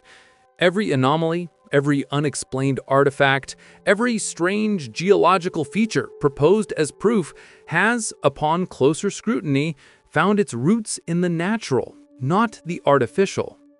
The history of this idea is littered with fascinating but flawed claims. Some have pointed to megalithic structures like the pyramids, Stonehenge, or the ruins of Göbekli Tepe as evidence of lost advanced knowledge. Others cite enigmatic objects such as the Antikythera mechanism, the Baghdad battery, or the Piri-Reis map as signs of forgotten technology. Still others invoke myths, Atlantis, Lemuria, Mu, as echoes of a real ancient society erased by cataclysm. Yet in each case, rigorous analysis tells a more grounded story. The pyramids, for instance, are triumphs of human ingenuity within the known timeline of civilization, built through labor, mathematics, and sheer determination, not alien or prehistoric intervention. The Antikythera mechanism, remarkable as it is, fits within the continuum of Greek scientific advancement, not evidence of a lost industrial age. Even more speculative are the claims of out-of-place artifacts, or OOPs, items said to be technologically advanced but found in geological contexts that supposedly predate humanity.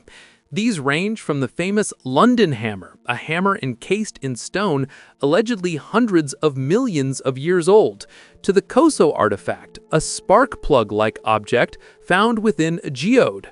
Both, when studied under controlled conditions, revealed mundane explanations. The stone around the hammer was a concretion formed around an ordinary 19th century tool, and the Koso artifact was simply an old champion spark plug encased in mineral deposits. The allure of mystery often fades under the light of proper testing.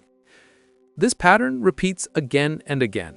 Extraordinary claims invite extraordinary scrutiny, and when that scrutiny comes, the extraordinary often dissolves into the ordinary. Geological formations, once hailed as artificial structures, turn out to be natural. Anomalous isotope readings resolve into measurement errors. Fossil machinery or metallic spheres prove to be mineral nodules shaped by time and pressure. The record remains silent, and in that silence, science finds consistency. The rise of humanity appears to be the first time an intelligent, tool-making species reached global scale. Still, it's not mere cynicism to be skeptical. It's responsibility. Science progresses not by believing in possibilities, but by testing them. To imagine is human. To confirm is civilization's triumph. Skeptics don't deny the mystery of deep time.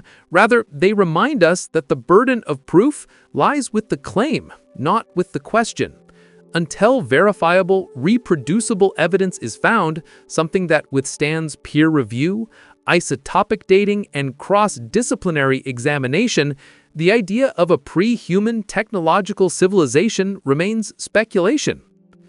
Moreover, the natural world is more than capable of producing what might appear to be artificial phenomena.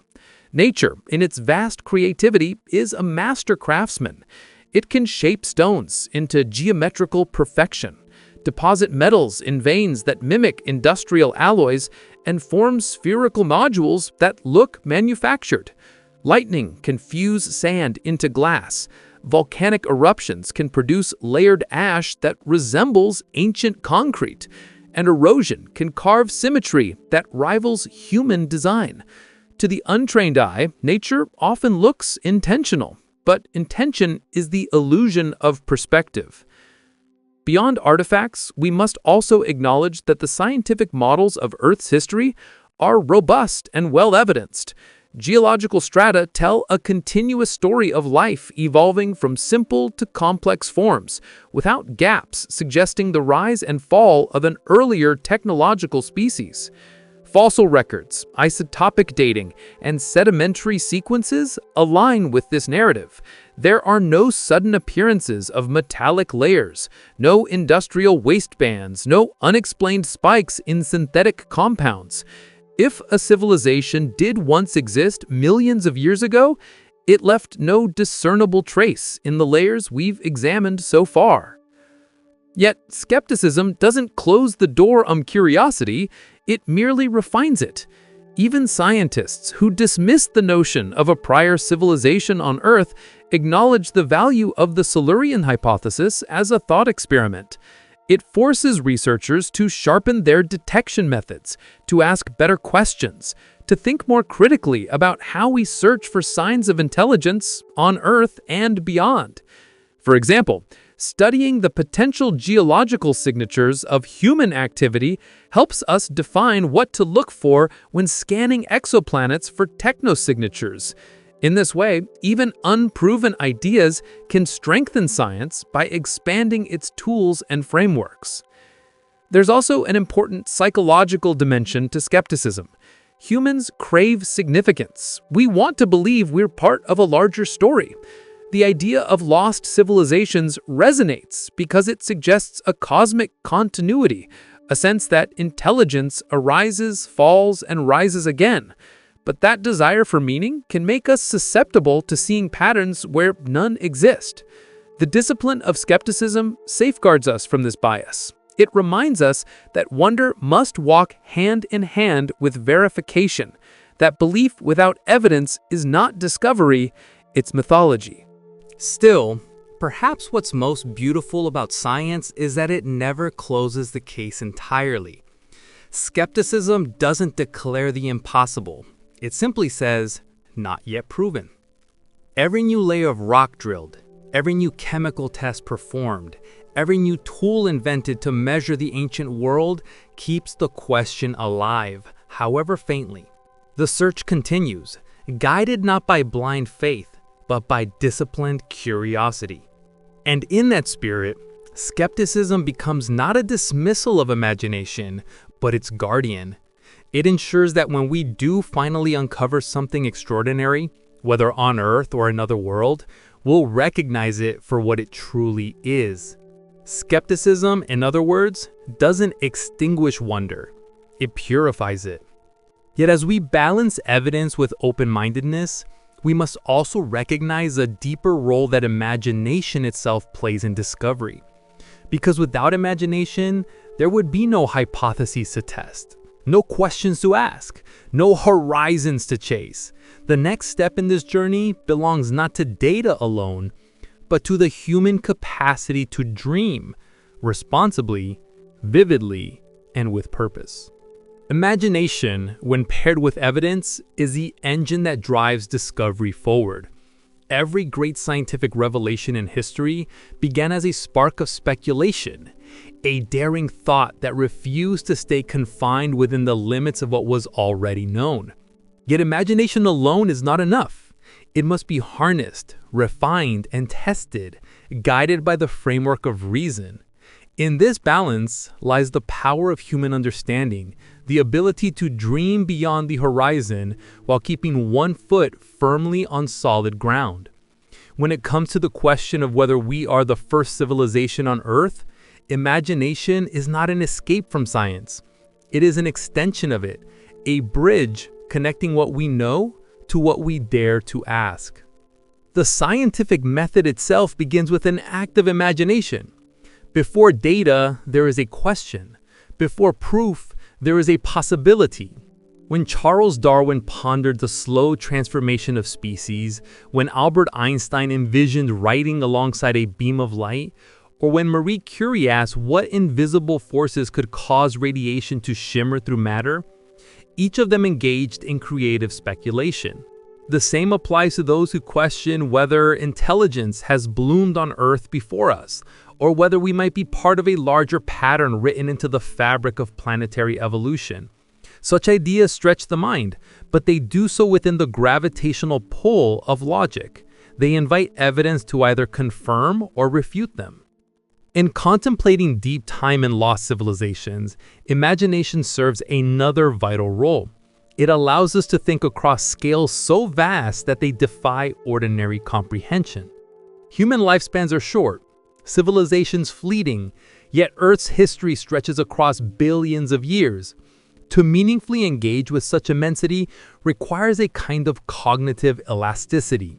Imagination helps us conceptualize what science alone struggles to visualize: the slow grinding of continents, the rise and fall of oceans, the birth and extinction of entire biomes, and perhaps the cyclic emergence of intelligence itself. Through imagination, we can place ourselves within this immense timeline, not as its center, but as one chapter in an unfinished story. When scientists like Adam Frank and Gavin Schmidt proposed the Silurian hypothesis, they weren't claiming that ancient civilizations existed. Rather, they were using imagination as a tool to expand scientific inquiry. By asking how we would detect an ancient civilization if it had existed, they revealed gaps in our methods, blind spots in our ability to recognize technosignatures or industrial markers. In doing so, they improved the precision of planetary science. This is the beauty of disciplined speculation. Even if the hypothesis turns out to be wrong, the act of pursuing it sharpens our understanding of reality. Imagination becomes a laboratory of the mind, where new experiments are born long before they are conducted. But imagination also plays a philosophical role, helping us grapple with questions that data alone cannot answer. What does it mean for intelligence to exist? Is consciousness a rare cosmic accident or a recurring phenomenon, emerging whenever conditions are right? Could life, biological or otherwise, be an inevitable expression of the universe's complexity? Such questions blur the line between science and philosophy, yet they remain vital. They give context to our investigations, framing the why behind the how.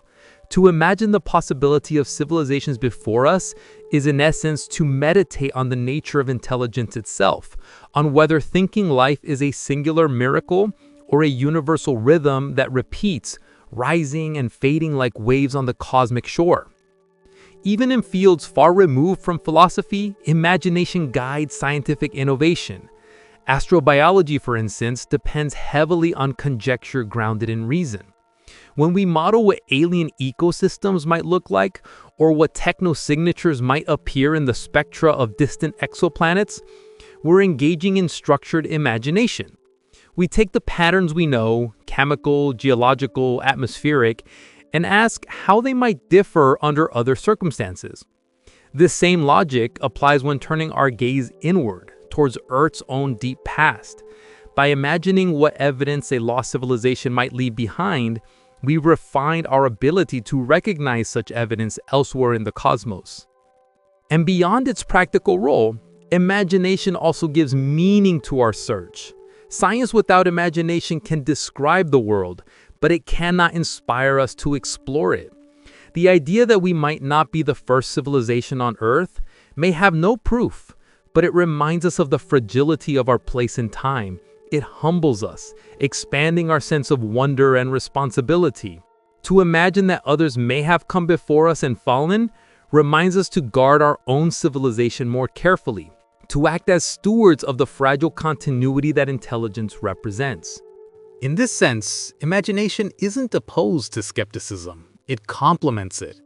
Skepticism defines the boundaries of what we can currently know.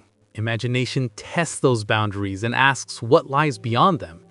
Together, they form the heartbeat of scientific progress, one demanding proof, the other demanding vision. Without skepticism, we'd believe too easily. Without imagination, we'd stop asking questions. And in a universe as vast and mysterious as ours, to stop asking questions would be the greatest tragedy of all. Perhaps that is why the notion of lost civilizations continues to resonate so deeply. It's not merely curiosity about the past, it's a reflection of our own yearning to endure.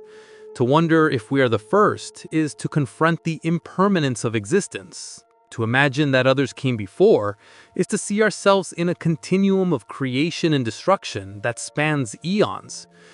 This dual awareness of our smallness and our significance is the emotional heart of scientific imagination. It keeps us striving, exploring, and questioning, not because we expect to find easy answers, because the act of seeking itself defines what it means to be intelligent. And as our imagination stretches beyond Earth toward the stars, the exoplanets, and the mysterious silence between them, we begin to realize that our search for ancient intelligence on our own world is not so different from our search for life elsewhere. Both are reflections of the same impulse, to know whether we are alone in the universe or even alone in our own planetary history. Each search demands that we look for traces of intelligence that may no longer be visible in obvious forms.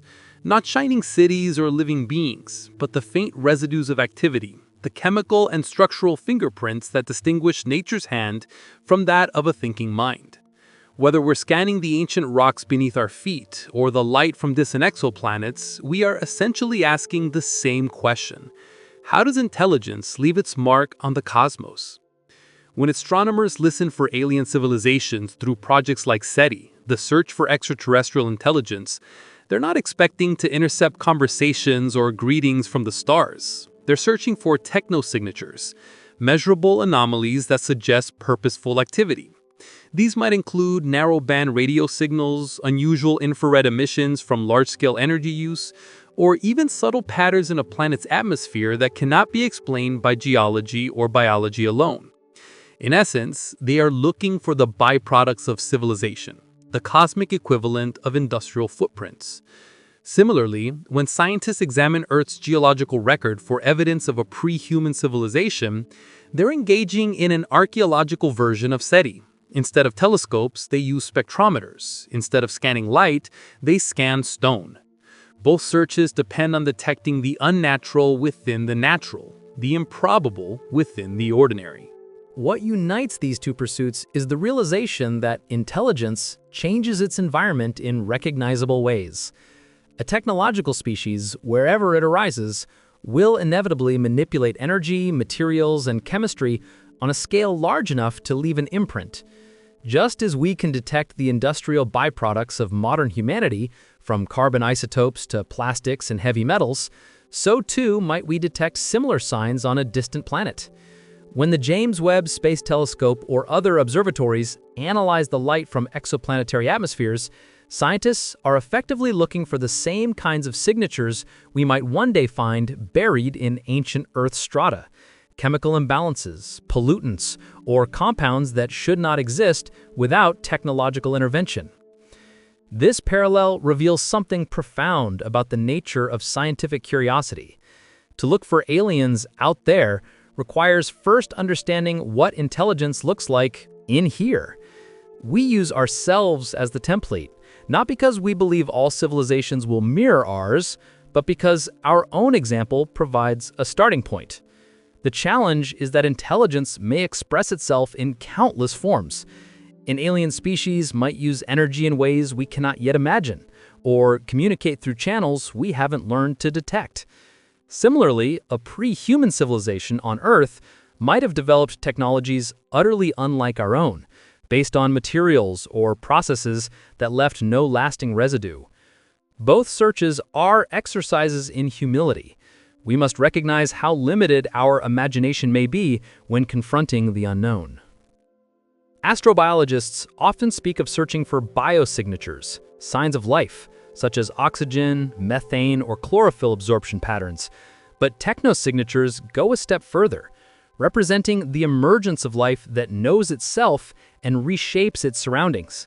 The very idea that we can detect intelligence through chemistry or light spectra is a testament to how deeply science has merged imagination with precision. When we apply this same framework to Earth's past, we are, in a sense, conducting a form of planetary introspection, using the same logic we apply to distant worlds to better understand our own. If a civilization had once existed here and perished millions of years ago, the clues we'd expect to find are identical to those we hope to see on exoplanets. Abrupt shifts in atmospheric composition, spikes in greenhouse gases, isotopic anomalies from industrial processes, or residues of synthetic compounds. In fact, the very criteria we use to define the Anthropocene, the geological epoch marked by human activity, serve as the template for recognizing civilization anywhere. Our own planetary transformation has become the baseline model for what technological life might look like from afar. But there's an irony in this symmetry.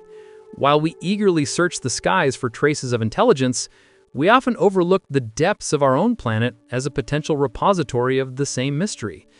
We build enormous radio telescopes to listen for whispers from light years away, yet perhaps the faintest echoes of civilization could be buried a few miles beneath us, entombed in ancient rock or oceanic sediment. Both searches demand patience and humility. The cosmos and the Earth alike are vast, and the signals we seek may be so subtle or so ancient that we do not yet know how to see them. At their heart, both quests force us to rethink what evidence means. A radio signal, a chemical anomaly, a mineral pattern, all are forms of data open to interpretation. Nature produces complexity, noise, and coincidence in abundance. The challenge is distinguishing design from accident, intention from chance. In that struggle, we learn as much about ourselves as we do about the universe. What we choose to recognize as intelligent activity reflects our own biases, our definitions of life, purpose, and meaning. The search for others, whether cosmic or terrestrial, becomes a mirror held up to humanity's own evolution. There's also a deep emotional parallel. Both searches carry a kind of existential yearning. To find aliens or to find evidence of a civilization that predates us is to discover that intelligence is not unique, that we are part of something larger and older than we can comprehend. It would transform our understanding of life's place in the cosmos, collapsing the divide between us and them, between then and now. And yet, even if we never find anything, the search itself is meaningful. It keeps our sense of wonder alive, reminding us that we are participants in an unfolding mystery that stretches far beyond the boundaries of our brief existence. Ultimately, searching for forgotten civilizations on Earth and for extraterrestrial ones among the stars teaches us the same lesson. Intelligence leaves traces, but those traces are fragile. They fade with time, buried under dust or drowned in oceans, scattered among the stars or erased by entropy. What remains are the faintest signatures, the whispers of thought in the language of matter and energy. And our role as seekers, scientists, and storytellers is to learn how to listen. This understanding leads naturally to an even more haunting question. If intelligence leaves traces, then who or what might be leaving traces now? Are we truly the only observers? Or could there be watchers still among us, quietly observing, as in the old zoo hypothesis? The next step in our journey takes us into that mystery, the possibility that the watchers are not only out there in the cosmos, but perhaps closer than we think. If the zoo hypothesis holds any truth, if we truly are being watched, then the next question cuts straight to the heart of the mystery. Who or what are the watchers? Who would have the power, the patience, and the purpose to observe an entire species unfold, generation after generation, without revealing themselves? The question stretches the limits of science and imagination alike, forcing us to consider possibilities that cross the boundaries of physics, biology, and even time itself. At first glance, the most obvious candidates are extraterrestrial civilizations, beings from other worlds far older and more advanced than ours. Perhaps they discovered Earth long before humans evolved, watching as simple life crawled from the oceans, as mammals rose and fell, as our ancestors took their first tentative steps into sentience. If they adhere to a kind of cosmic non-interference principle, they might treat us as we treat animals in a nature preserve, curious subjects of study, too primitive to engage without disrupting natural development. To such beings, we would be part of a grand observational experiment, a species under quarantine, left to evolve in isolation until we reach a level of maturity sufficient to join the galactic community. But there's an even stranger possibility, that the Watchers are not aliens at all, but ancient terrestrials, remnants of a civilization that once called Earth home long before humanity emerged. If an advanced species had evolved millions of years ago, they might not have perished completely. Some fragment of them, biological or artificial, could have survived, retreating beneath the oceans, into deep subterranean realms or even off-world, waiting for the right conditions to return. To us, they would appear indistinguishable from extraterrestrials, yet they would share our planetary origin.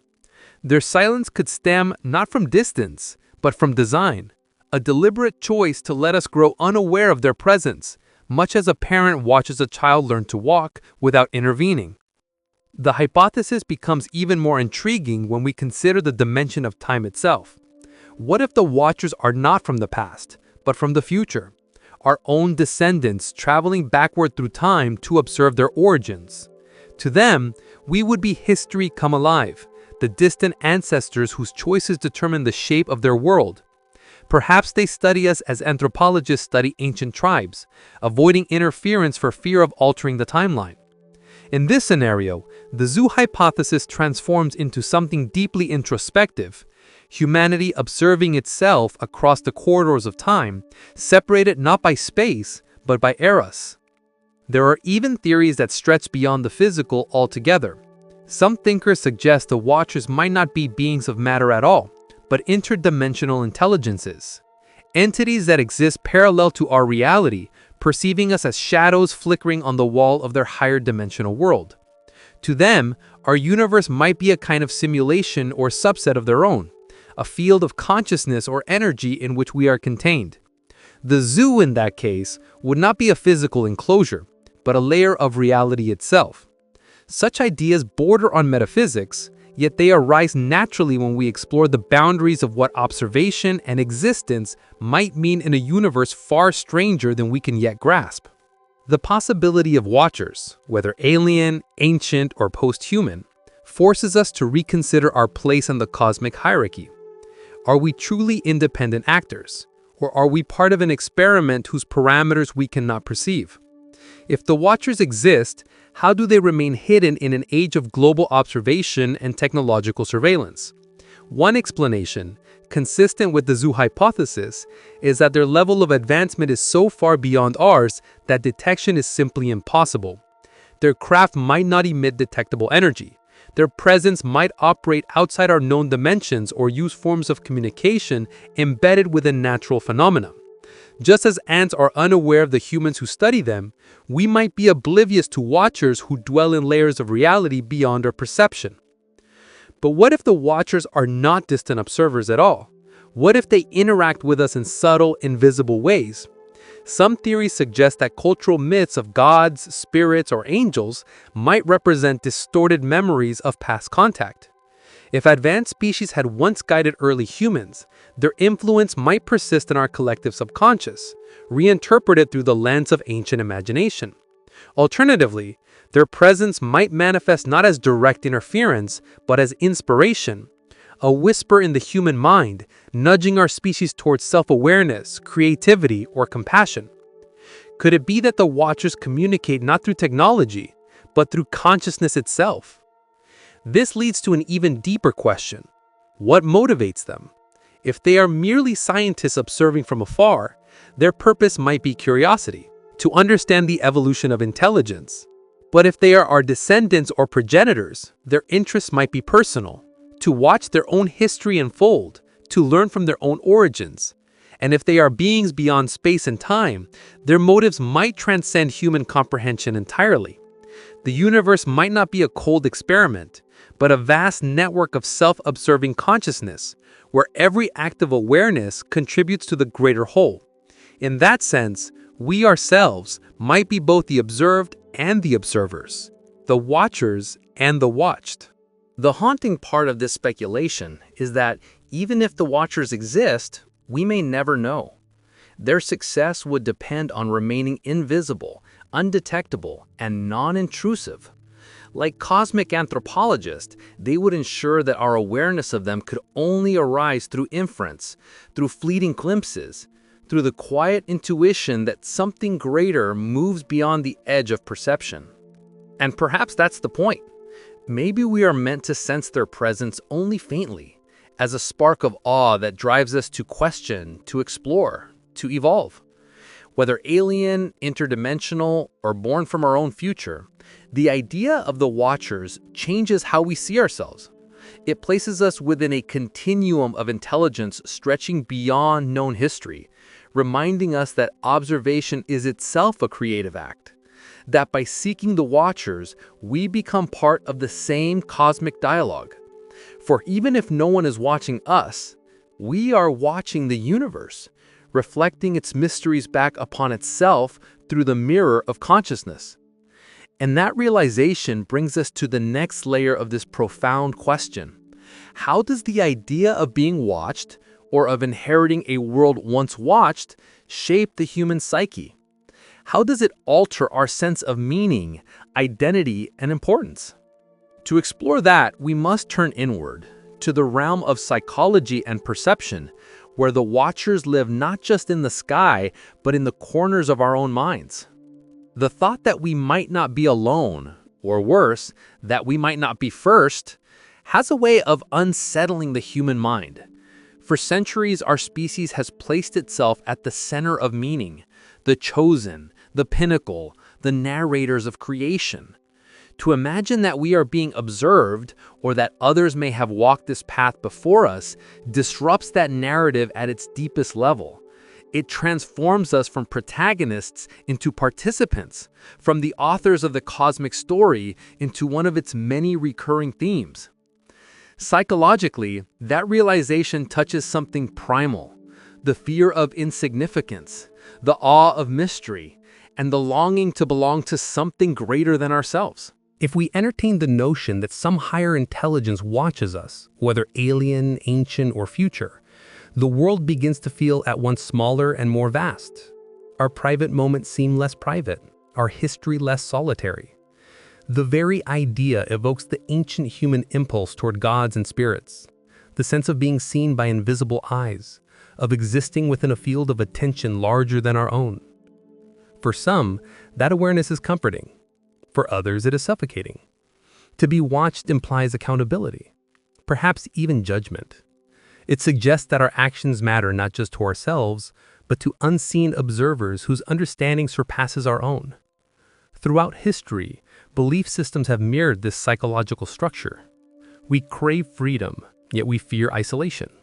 We want to be significant, but we also long to be guided. The zoo hypothesis and the idea of prior civilizations tap directly into this paradox. They replace divine oversight with a secular equivalent, observers not of heaven, but of history. And yet, emotionally, the effect is the same. We are not alone, and therefore our story matters, even if only as a curiosity in someone else's study. But there's a darker side to the psychological coin. The notion that we are being watched or that others came before us can also provoke existential anxiety. If we are under observation, then what is our purpose? Are we test subjects in a cosmic experiment, trapped within boundaries we cannot perceive? Are our triumphs and tragedies merely entertainment or data for something beyond us?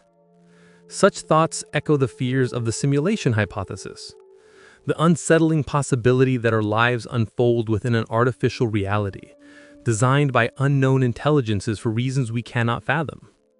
Whether or not such ideas have merit, their emotional impact is undeniable. They erode certainty and replace it with vertigo, a sense that beneath the visible world lies a deeper, unknowable order. Conversely, for others, the idea that we are not first can be strangely liberating. If civilizations have risen and fallen before us, it means intelligence is not a rare anomaly, but a recurring pattern in the fabric of nature. It suggests that consciousness is not an accident, but a tendency of the universe, a flame that reignites whenever conditions allow. To imagine predecessors is to see ourselves as part of an ongoing lineage, a cosmic relay where each intelligent species carries a torch for a time before passing it on. This perspective replaces anxiety with humility and connection. Our existence becomes both fragile and profound, temporary yet meaningful within a grand continuum. Psychologically, the belief in watchers or precursors also acts as a mirror for our own behavior. Humans, after all, are watchers ourselves. We observe animals, ecosystems, and even each other with scientific detachment. We build cameras to study remote corners of the planet, satellites to monitor the skies, and telescopes to peer into deep time.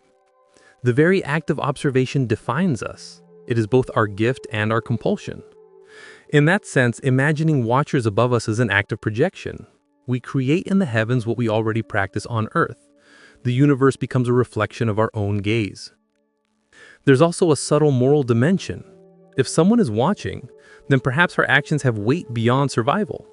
Perhaps morality, empathy, and stewardship are not just social constructs, but cosmic expectations. Even if the watchers remain silent, their possible presence encourages self-awareness. Just as a person behaves differently when they know they are being observed, so too might humanity strive to be better if it believed its every war, every creation, every act of kindness was witnessed by minds greater than its own.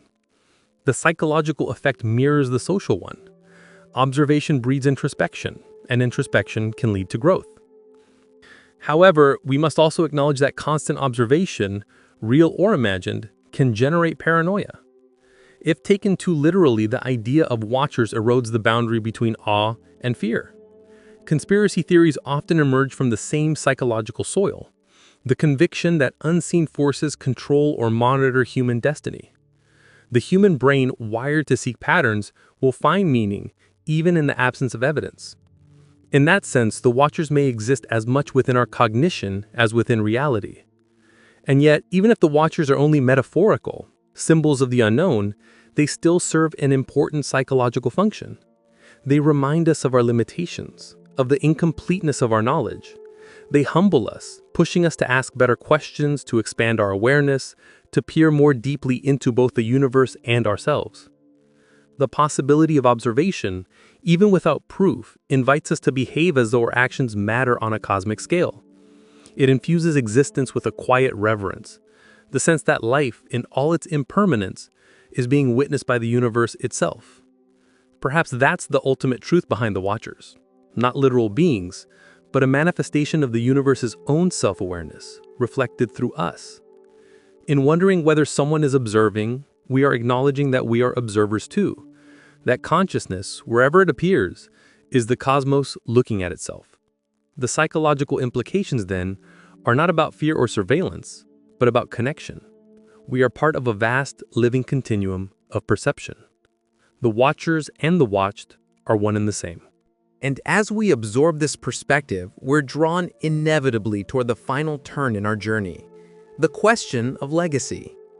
If we are being observed, or if others have watched and vanished before, what then will we leave behind? When the watchers of the future, or the civilizations that come after us, look back, what traces of our existence will they find? What proof will remain that we were ever here at all?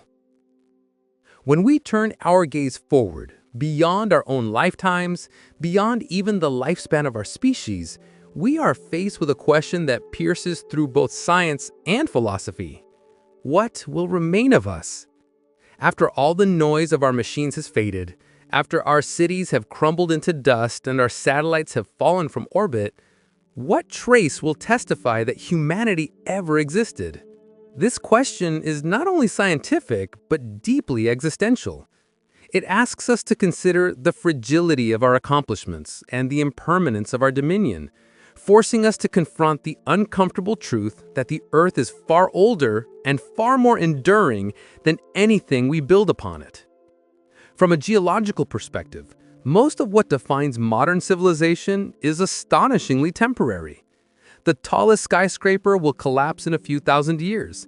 In 10,000, even their rubble will have been buried or eroded. The Great Wall of China, the pyramids of Giza, the colossal dams and highways of the modern age, all of them will be ground down by wind, water, and time. Our satellites will fall back to Earth within centuries. Our plastic waste will eventually decompose or be buried. And even the most resilient monuments will succumb to tectonic shifts and the relentless motion of sediment. 1,000,000 years from now, the continents will have drifted, the mountains will have eroded, and the map of the world will be unrecognizable. If a civilization were to arise after that time, say 10 million years into the future, it would be extraordinarily difficult for them to detect our existence through physical remnants alone. Yet, there are subtler, more enduring fingerprints that we are leaving behind, whether we intend to or not. Among the most significant is our chemical legacy, the atmospheric and sedimentary signatures of industrial civilization. The surge in carbon dioxide from fossil fuel combustion, the presence of synthetic compounds that do not occur naturally, the radioactive isotopes produced by nuclear testing. These will form distinct layers in the geological record. Even millions of years from now, they could remain as thin, anomalous bands of evidence within the Earth's crust, whispering of an age when one species briefly mastered planetary scale technology. We are also altering the biosphere in ways that will likely persist long after we are gone. Our agriculture, deforestation, and urbanization have changed ecosystems across the planet. We've moved species from one continent to another, accelerated extinctions, and even engineered new forms of life through genetic modification. Fossilized bones of domestic animals, strange hybridized species, and traces of synthetic polymers might one day serve as the only testament to our brief dominance. The so-called technofossil record, a term coined by geologists studying the Anthropocene, may consist not of machines, but of the subtle alterations we've imprinted upon the natural order. In a sense, our civilization is engraving itself into the Earth's deep memory, but not in the way we might expect. Our legacy will not be written in stone monuments or digital archives, but in the chemistry of the planet itself. To a future intelligence, whether alien, terrestrial, or post-human, the evidence of our existence might appear as a sudden, sharp disruption in the continuity of nature. They might observe a brief epoch marked by climatic instability, rapid extinction, and the presence of compounds too complex to arise spontaneously. They might call it the anthropogenic layer, a geological scar that tells of a species that discovered the power to transform its world and in doing so, altered the course of its planet's history. But will they understand us? Will they know what we were, what we loved, what we feared, what we built and destroyed? That depends not only on what survives, but on how they interpret it. Imagine a civilization millions of years in the future, uncovering fragments of our time, a sliver of silicon etched with digital data, the rusted shell of a satellite, or a fossilized smartphone buried in ancient strata. To them, these might be incomprehensible artifacts, enigmatic relics of a lost age, devoid of context or meaning. Our art, our music, our stories, all the intangible essence of who we were could be erased entirely. In the end, what might remain is not the humanity we recognize, but only the faint shadow of our impact upon the Earth's systems. And yet, this impermanence may not be tragic, it may be beautiful. To recognize that we are transient is to understand that we are part of something larger. Civilizations may rise and fall, but life endures. Consciousness may flicker out in one form, only to reignite in another. Perhaps the purpose of our legacy is not to be remembered, but to contribute, to add our chapter to the story of intelligence itself. The energy we release, the transformations we cause, the technologies we create, these become part of the ongoing experiment of the universe exploring its own potential. Still, the human desire for remembrance is powerful. We build monuments and encode data in hopes of outlasting time. Projects like the Voyager Golden Record or the Lunar Library are attempts to ensure that somewhere in the cosmos, evidence of our existence persists. These are our modern equivalents of cave paintings, messages cast into the void, trusting that someone, someday, will find them. They represent a kind of cosmic humility, an acknowledgement that we may vanish, but that the fact of our having existed matters, even if only to future minds who rediscover us. And if another intelligence, perhaps one that yet born, should find those traces, what would they think of us? Would they see a civilization of brilliance and ambition, or one of arrogance and destruction? Would they admire our creativity or lament our carelessness? These questions force us to think not only about survival, but about meaning. What kind of ancestors do we wish to be, even if our descendants are not human? In contemplating our legacy, we confront both our vulnerability and our greatness. We realize that while our monuments will fade, the ideas that define us, curiosity, imagination, empathy, the pursuit of knowledge, may echo far beyond the lifespan of our species. The geological record may capture our impact, but the deeper record, the one written into the fabric of consciousness, might carry our essence onward, transformed and reinterpreted by whatever intelligence follows. And that brings us to the final and perhaps the most profound question of all, the one that closes this chain of speculation and brings the entire mystery full circle. Does being the first truly matter? Or is the story of civilization not a singular event, but an eternal rhythm, a cosmic cycle in which intelligence again and again rises from the dust, gazes at the stars, and asks the same unending questions about who came before and who might come after? And now, as we stand at the end of this long journey through possibility, speculation, and wonder, we return to the question that lingers quietly beneath every theory, every hypothesis, every whispered trace of the unknown. Does it matter if we were the first? If the Earth has hosted other civilizations before us, if their cities crumbled to dust long before we appeared, their languages lost, their technologies dissolved into the rock, then our own existence becomes part of a much grander pattern. It suggests that intelligence is not a rare cosmic accident, but a natural phenomenon, a spark that reappears whenever the conditions are right, as inevitable as the sunrise after night. In that vision, every civilization is both a beginning and an echo. We are not the pinnacle of evolution, but one verse in a song that the universe has been singing for eons. But even if we are the first, if no other species has ever risen to self-awareness, if consciousness has bloomed here for the very first time, does that truly make us more important? Or does it make us custodians of something unimaginably precious?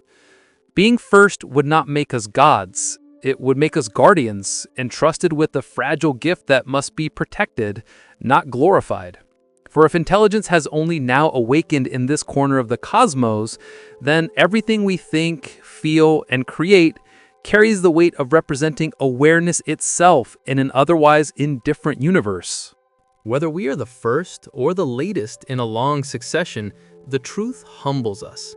The distinction fades when measured against the vastness of cosmic time. Civilizations rise, they build, they fall, and the atoms that compose them return to the same endless cycle of transformation. What endures is not the monuments or the names, but the impulse, the drive to ask, to understand, to reach beyond the known. Intelligence, in this light, becomes the universe looking inward, reflecting on itself through countless forms and ages. Perhaps, then, the real question is not whether others came before us, but whether others will come after. And perhaps they already have, in ways we cannot yet perceive, whether on distant planets orbiting unfamiliar suns, or in epochs buried deep beneath our own. Our task is not to prove our primacy, but to honor our participation in this endless cycle, to live, to create, and to leave behind something worthy of being rediscovered, even if the discoverers are not human. When we imagine ancient civilizations lost to time or watchers gazing upon us from beyond the stars, what we are truly doing is reflecting on ourselves, on the brevity of existence, the longing for meaning, and the deep intuition that consciousness, wherever it appears, connects all living things. In every mind that ever wonders, in every being that ever looks to the stars, the universe continues its act of self-recognition. So perhaps being first, or last, or somewhere in between doesn't matter at all. What matters is that intelligence, this fleeting light of awareness, exists at all, burning brightly for a moment against the darkness. Civilizations are like waves rising and falling upon the same ocean, their individual forms vanishing, but their essence forever part of the whole. And maybe that is the real legacy of any intelligent species, not the things it leaves behind, but the fact that for a brief time it knew itself, that it looked at the sky and wondered, that it asked questions with no answers and still found meaning in the asking. So the final question is not, were we the first, but are we the only ones asking this now? And if the universe is listening, as it surely must be, then perhaps somewhere, somewhen, another mind is asking the same question too. And in that moment, across the abyss of time, we are no longer alone. This video is for educational or entertainment purposes only, and information provided in the video may be incorrect. If you enjoyed the video, consider subscribing to the channel and like the video.